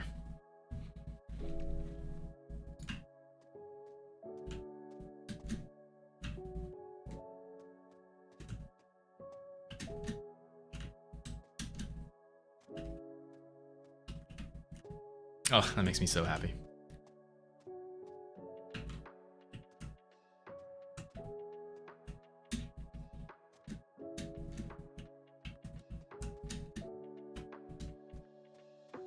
Dude, my client is gonna flip at this.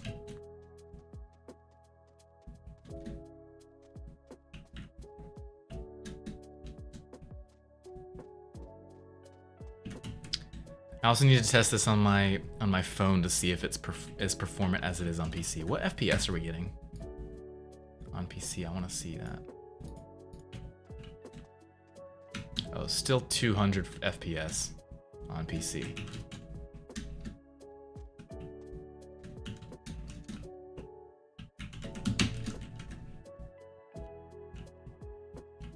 I love when the hair gets caught up at the front of the body.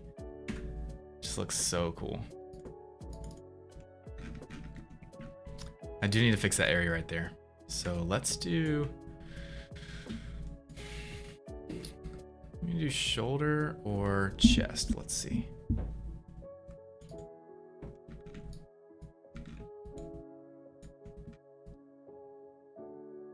Oh, I think chest. We could just actually make the chest long. It needs to be longer anyway. Let's see.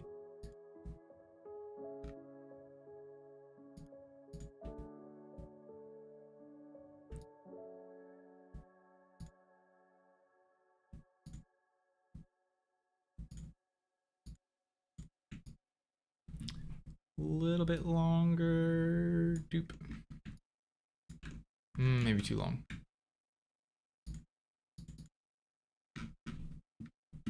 Okay, stop doing that.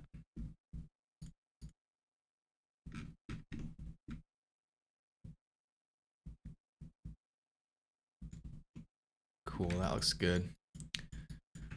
So that little area right there, that little pocket right here. We add it at the chest or at the shoulder? Let's rotate the shoulder along the Z.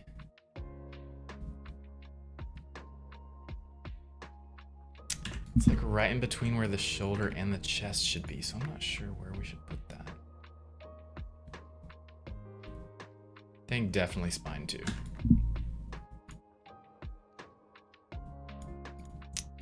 So just another one right in here, or 2 more, I guess, actually.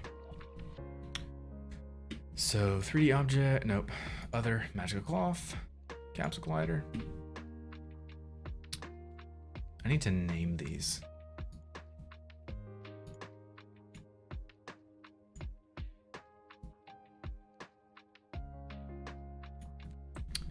Chest left.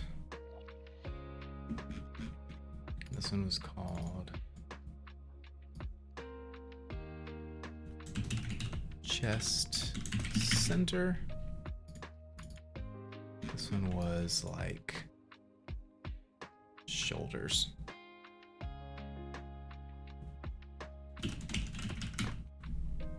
Okay, so chest L needs to be moved over.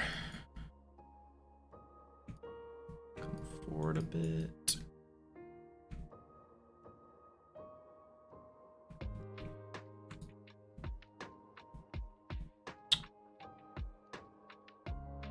Bigger radius, not so far over, and then rotated.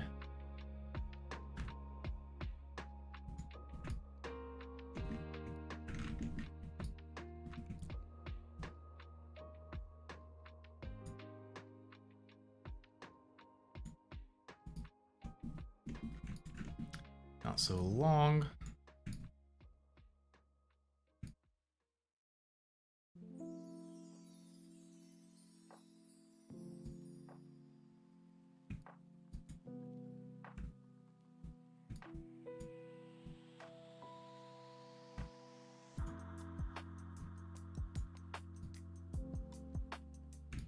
Looks about right. No.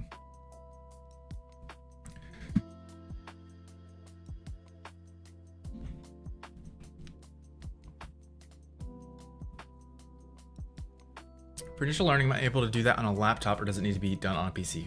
It can be done on a laptop, for sure. The Lego game will be on mobile. I'll probably also include a PC version, because I mean, I'm developing it on PC, so it doesn't add that much. PC and mobile, for both Android and iOS. That's the answer. Will there be an attack? Yes, so there's gonna be a lot of attacks. With this character, you'll be able to punch bad guys, kick bad guys. He pulls out a staff, you can see right here. He has a staff that he fights with. He has a shield you're gonna be able to pull out and block with. He has a laser cannon. I don't see it in any of these reference pictures, but he has a laser cannon that comes out of his left. Oh, there it is, right there. Laser cannon comes out of his left hand, and he can shoot lasers. So yeah, there's gonna be a lot of moves. He has a jetpack. You're gonna be able to do a jump and then a double jump, and you can activate your jetpack and fly around. So a lot of really fun, super cool stuff in here.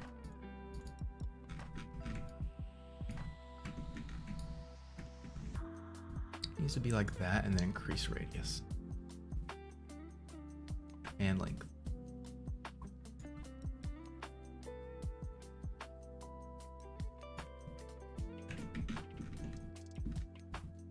Then rotation.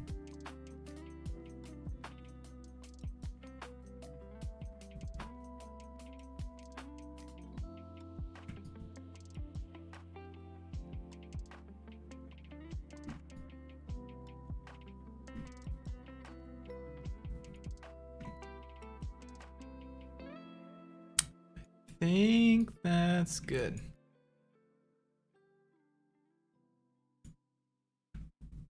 A little bit out.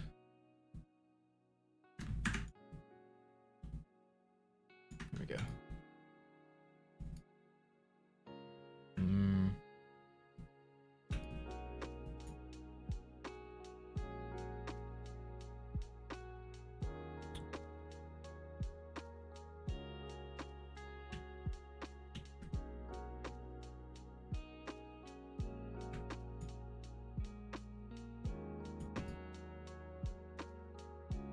There. That collider should cover the hair from going into that pocket. Beautiful. Now I just need to duplicate it and move it over to the other side. That's going to be the the right chest.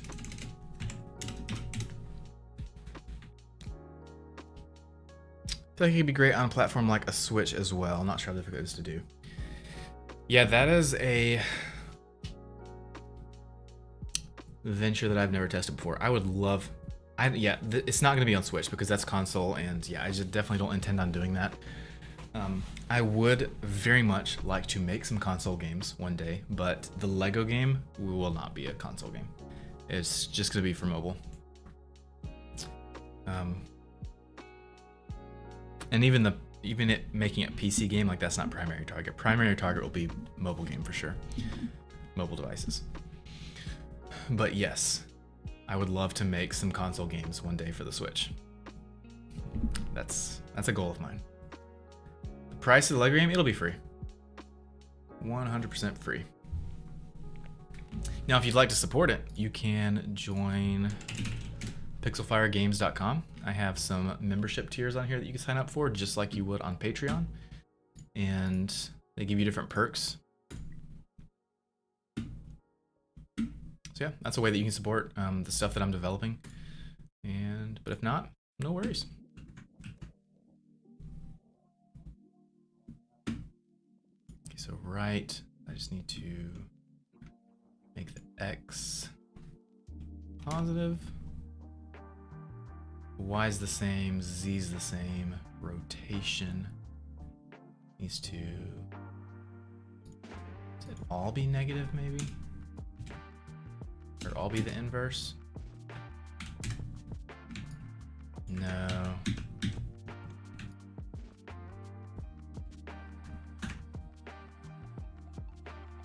Just that one, I guess, maybe, on the Y. Nope, not that one. There we go.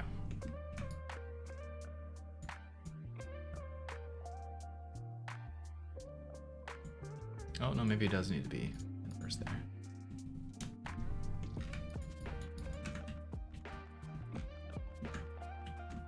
Yeah, that's it.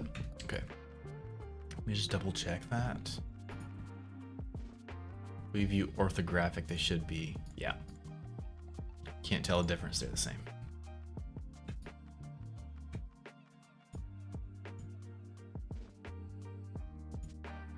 Top view. Beautiful. Beautiful, beautiful. Okay. Now,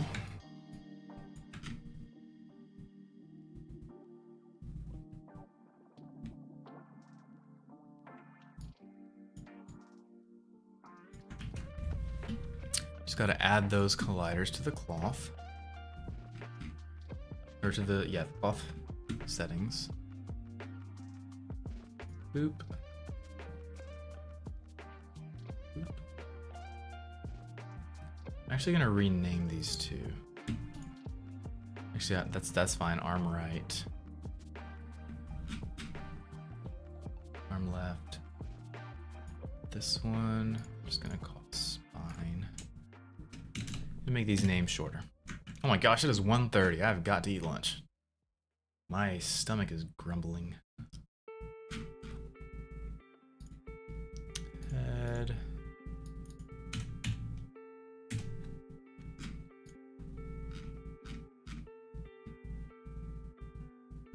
Perfect. Okay. Got all the colliders added. That's a bunch of colliders. Looks good though. We should not have any penetration. Oh, there's a little gap there on the shoulders. Might need to fix. We'll see. Do you have a timeline on that game? This game, September, October timeframe. Lego game. Actually, probably same timeframe. Probably both games around September, October.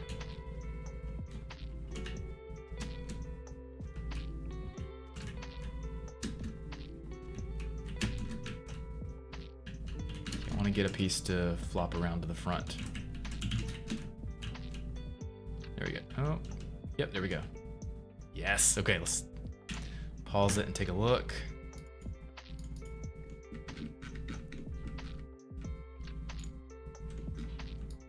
Look at that. Whoa, that is some crazy.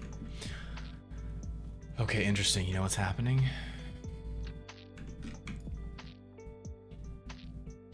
that collider.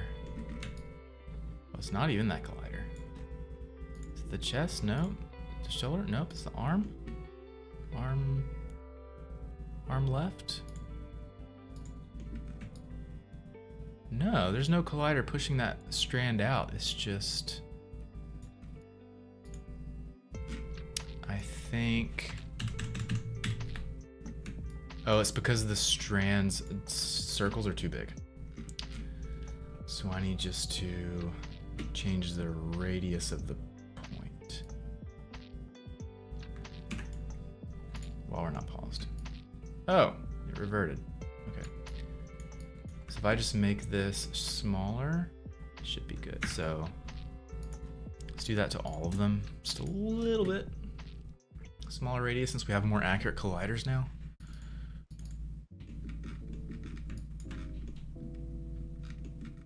I guess the radius should be the same size as the dread.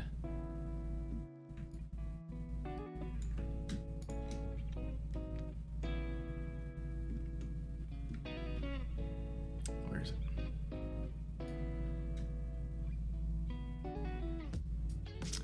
That feels a little too small. That might be dangerous. Yeah, we're not doing that. 0.27 to 0.016. Let's do 2. That looks like it could work well. Let's try it out. Take a look at the website later. Awesome. I'd appreciate it. Yeah, even if you guys don't sign up for memberships on my website, I'd love for you to at least just take a look. If you have any feedback on the website, leave me some feedback on the Discord, which, by the way, guys, if you have not joined the Discord, highly recommend it. The Discord is free, and you could give me some feedback there.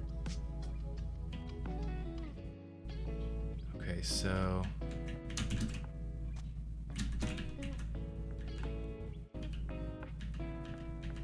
nice. Now we're, yes, look at that. Oh, that looks sick. It's resting on the front. For a mobile game, guys, this is beautiful. Now, of course, I need to test this on a mobile device to see if we're even gonna get this good of a performance, but we'll see.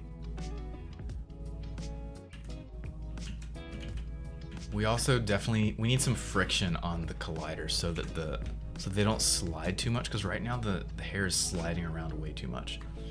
We need some friction. Where would that be?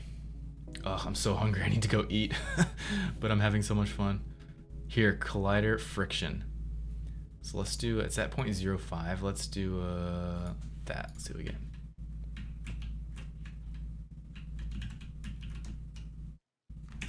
Even more.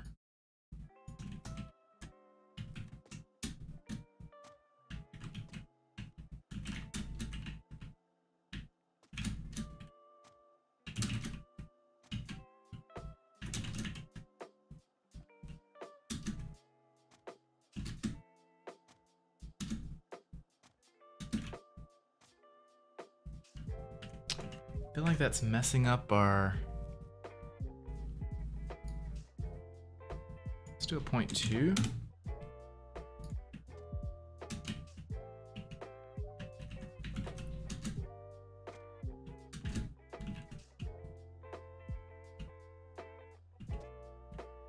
I feel like it's sliding more now. Do friction 0. Nope. Now it's sliding more. Oh gosh. Yeah, let's do, I also think I made the radius too small on the point, so let's go back up to 0.22.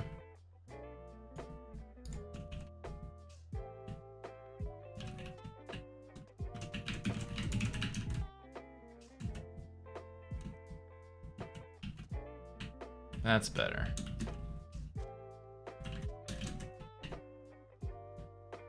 Okay. So 0.22 and 0.2 on all these.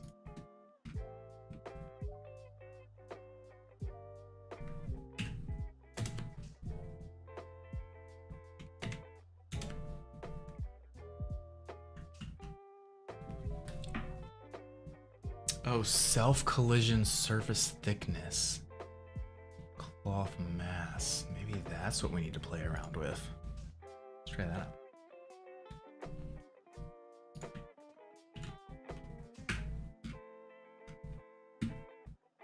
Cloth mass is at 0, so let's do a 1.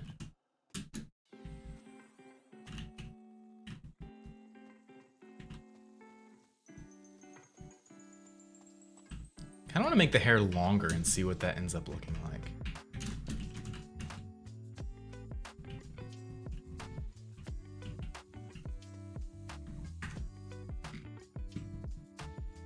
Surface thickness 005. Whoa, whoa.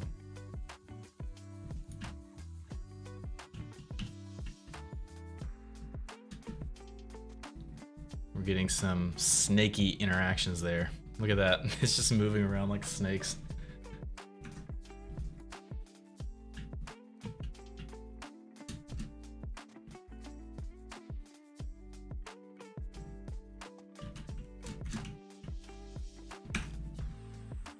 That works better for sure. I think 0.005 is too small. Let's do a 0.015 for now.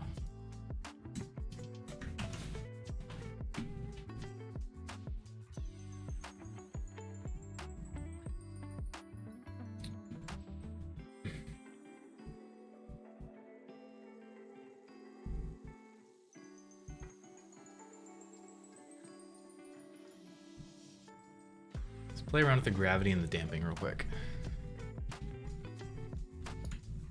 What's the game about? This particular game, this is a game I'm developing for a client. It is based off of his comic book superhero brand that he's created called Toolant. This character's name is Drip, and Drip actually stands for Do Right, Inspire People. So this is going to be a 3D platformer side-scroller game where this superhero Drip, you control him to move around and fight bad guys and defeat the final boss. That is the premise. Gravity 0. Not really doing much.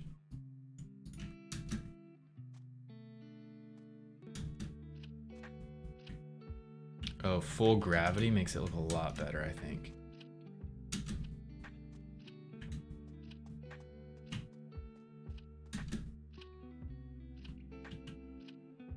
That looks really good. Yeah, full gravity is awesome. Damping 0.1. Ew, that's like... Ugh. Do 0.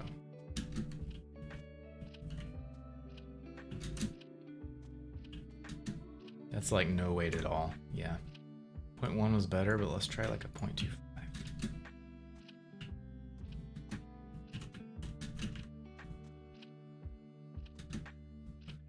That's a little more safe, I think.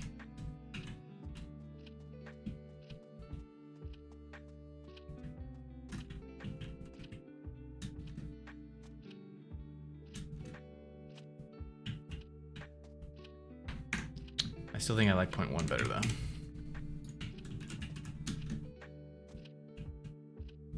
Yeah.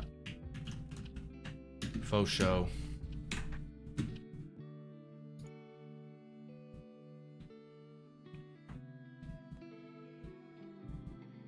Save my gravity? It did not. Gravity 7, so...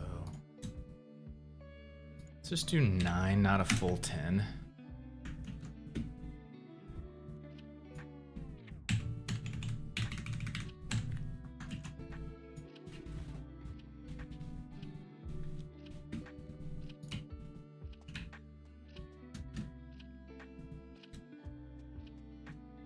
That looks so cool. I don't know about you guys, but I think that looks so cool.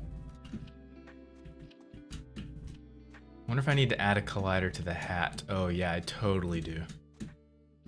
Because it's intersecting through the hat. If I pause it, right there.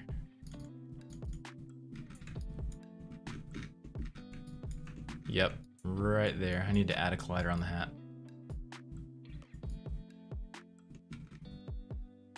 Simple enough.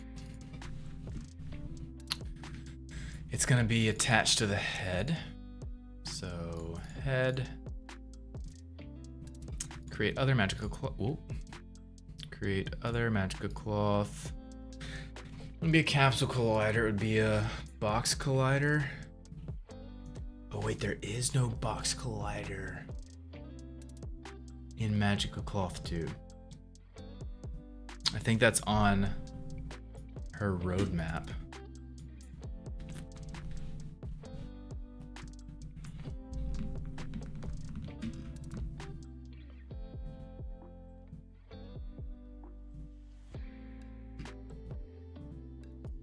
Yeah.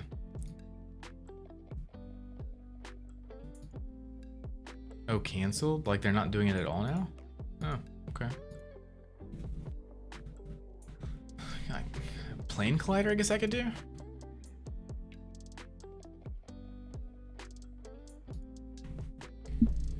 Could do capsule or sphere. Let me try plane collider.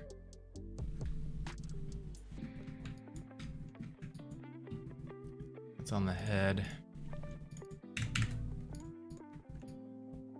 Just gotta move it up.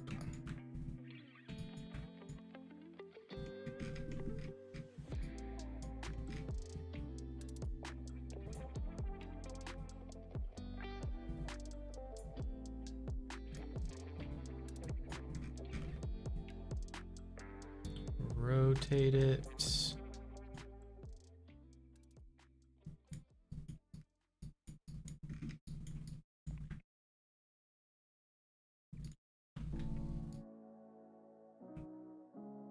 I only need it right there. Whoa, whoa, whoa.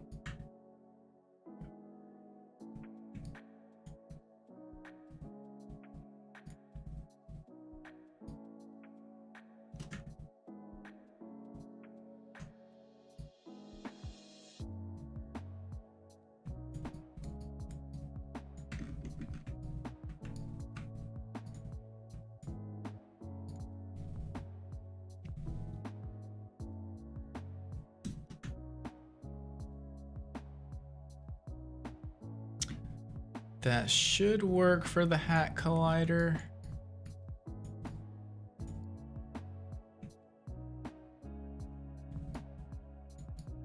We'll see. Actually make it a bit longer. Oh no.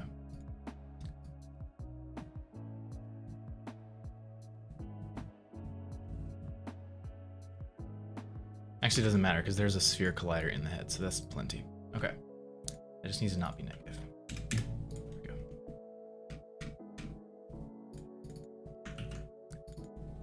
There we go. Okie dokie. English, Spanish. English, English, English. I do not know Spanish. And I've got to eat lunch and I've got to use the bathroom. My goodness. Okay, I'm going to finish this real quick and then we're going to be done. Okay, so let's add that to here. Add the head collider. Wait, which one is it? Oh, that's the head. That's actually hat. I'm gonna call it hat. Hat. Okay. Add that to all of our cloths. Oop. Scroll down first. Okay. Hat. Boom. Okay, let's test it out.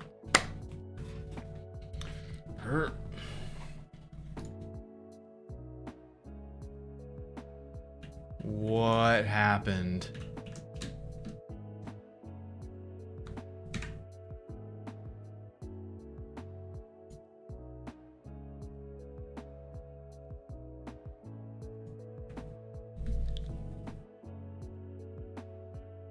Does it treat plane colliders like a ground? As in scale doesn't matter?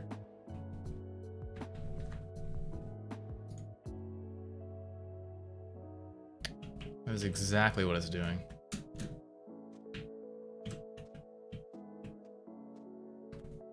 Okay, can't use plane colliders.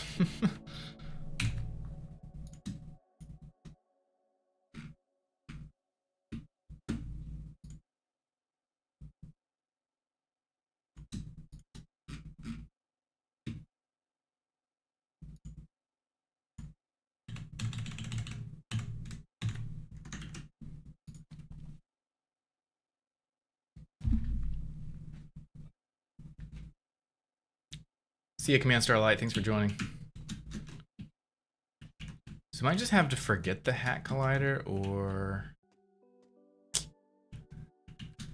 Man, I could add another Capsule Collider. That seems crazy, though. For just that portion of the hat.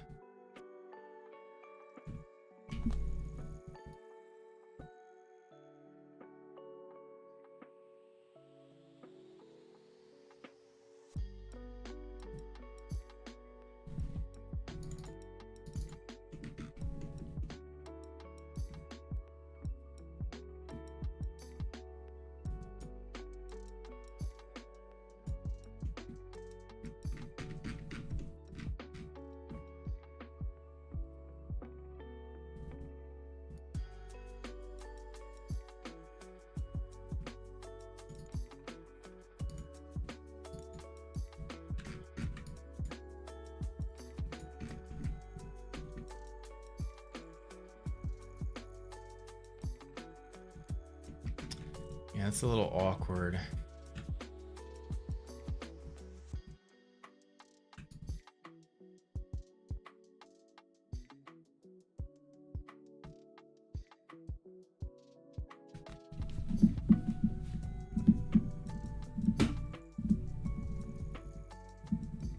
Could add multiple Capsule Colliders. That seems crazy, though.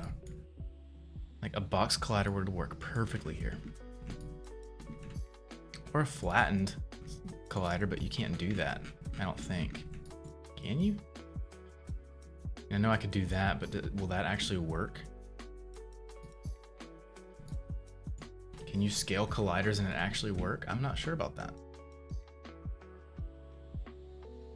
If you can, this will be perfect.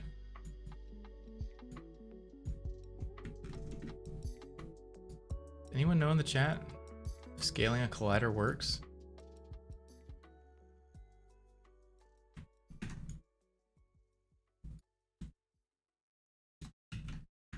I just feel like scaling a collider is going to cause issues. I could be wrong, but don't know.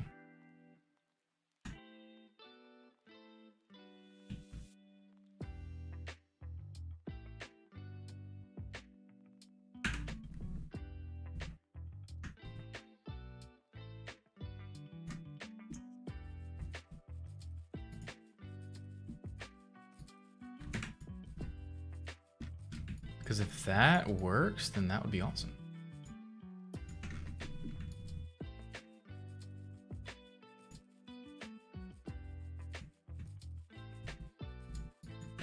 Let's try it.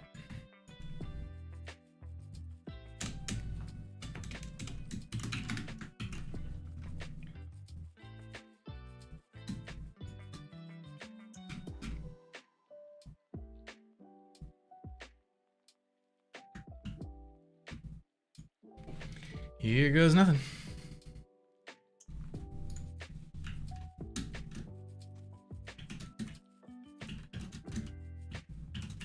It looks like it's working.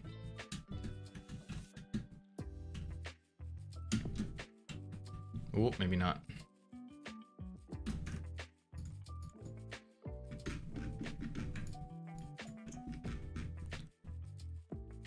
Oh, it's going up past the on the other side.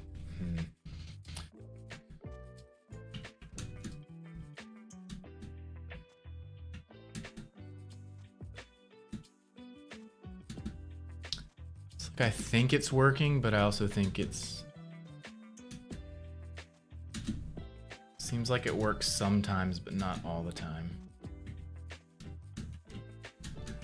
Catacrise, what's up?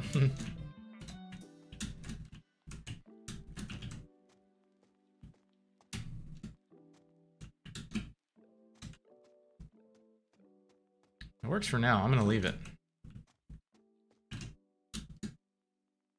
I also want to play around with the update timing. Update mode. Or no, wait, not that one.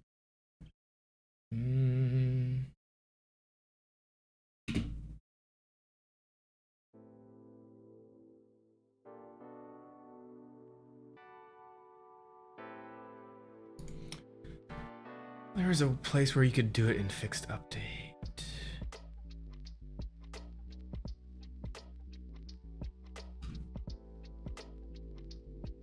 Oh well. I'll look into that later. Ooh, actually, let me test out wind. No, I'm not going to test out wind. I'll test out wind later. That's going to be it, guys. That was a very long stream. Oh my goodness. Almost 4 hours. Dang, I think this is the longest dev stream that I've done so far. That is insane. Well, guys, I've got to pee really, really bad, and I've got to go eat lunch really, really bad because I'm hungry. It is like 2.5 hours. No, an hour and a half past the time when I usually eat lunch. So I'm gonna go eat lunch. I'm gonna go to his bathroom, and yeah, that was a great Tooland game dev stream. I had a blast. Thank you guys for being here. I'll see you guys next time. Bye. Again, if you missed this stream or any of the previous dev streams for this game or the Lego game, all the VODs are on YouTube. Check that out, guys. Also be sure to check out the Discord and follow across TikTok, Twitch, YouTube. Pick your pick. And I'll see you guys soon. Bye, guys.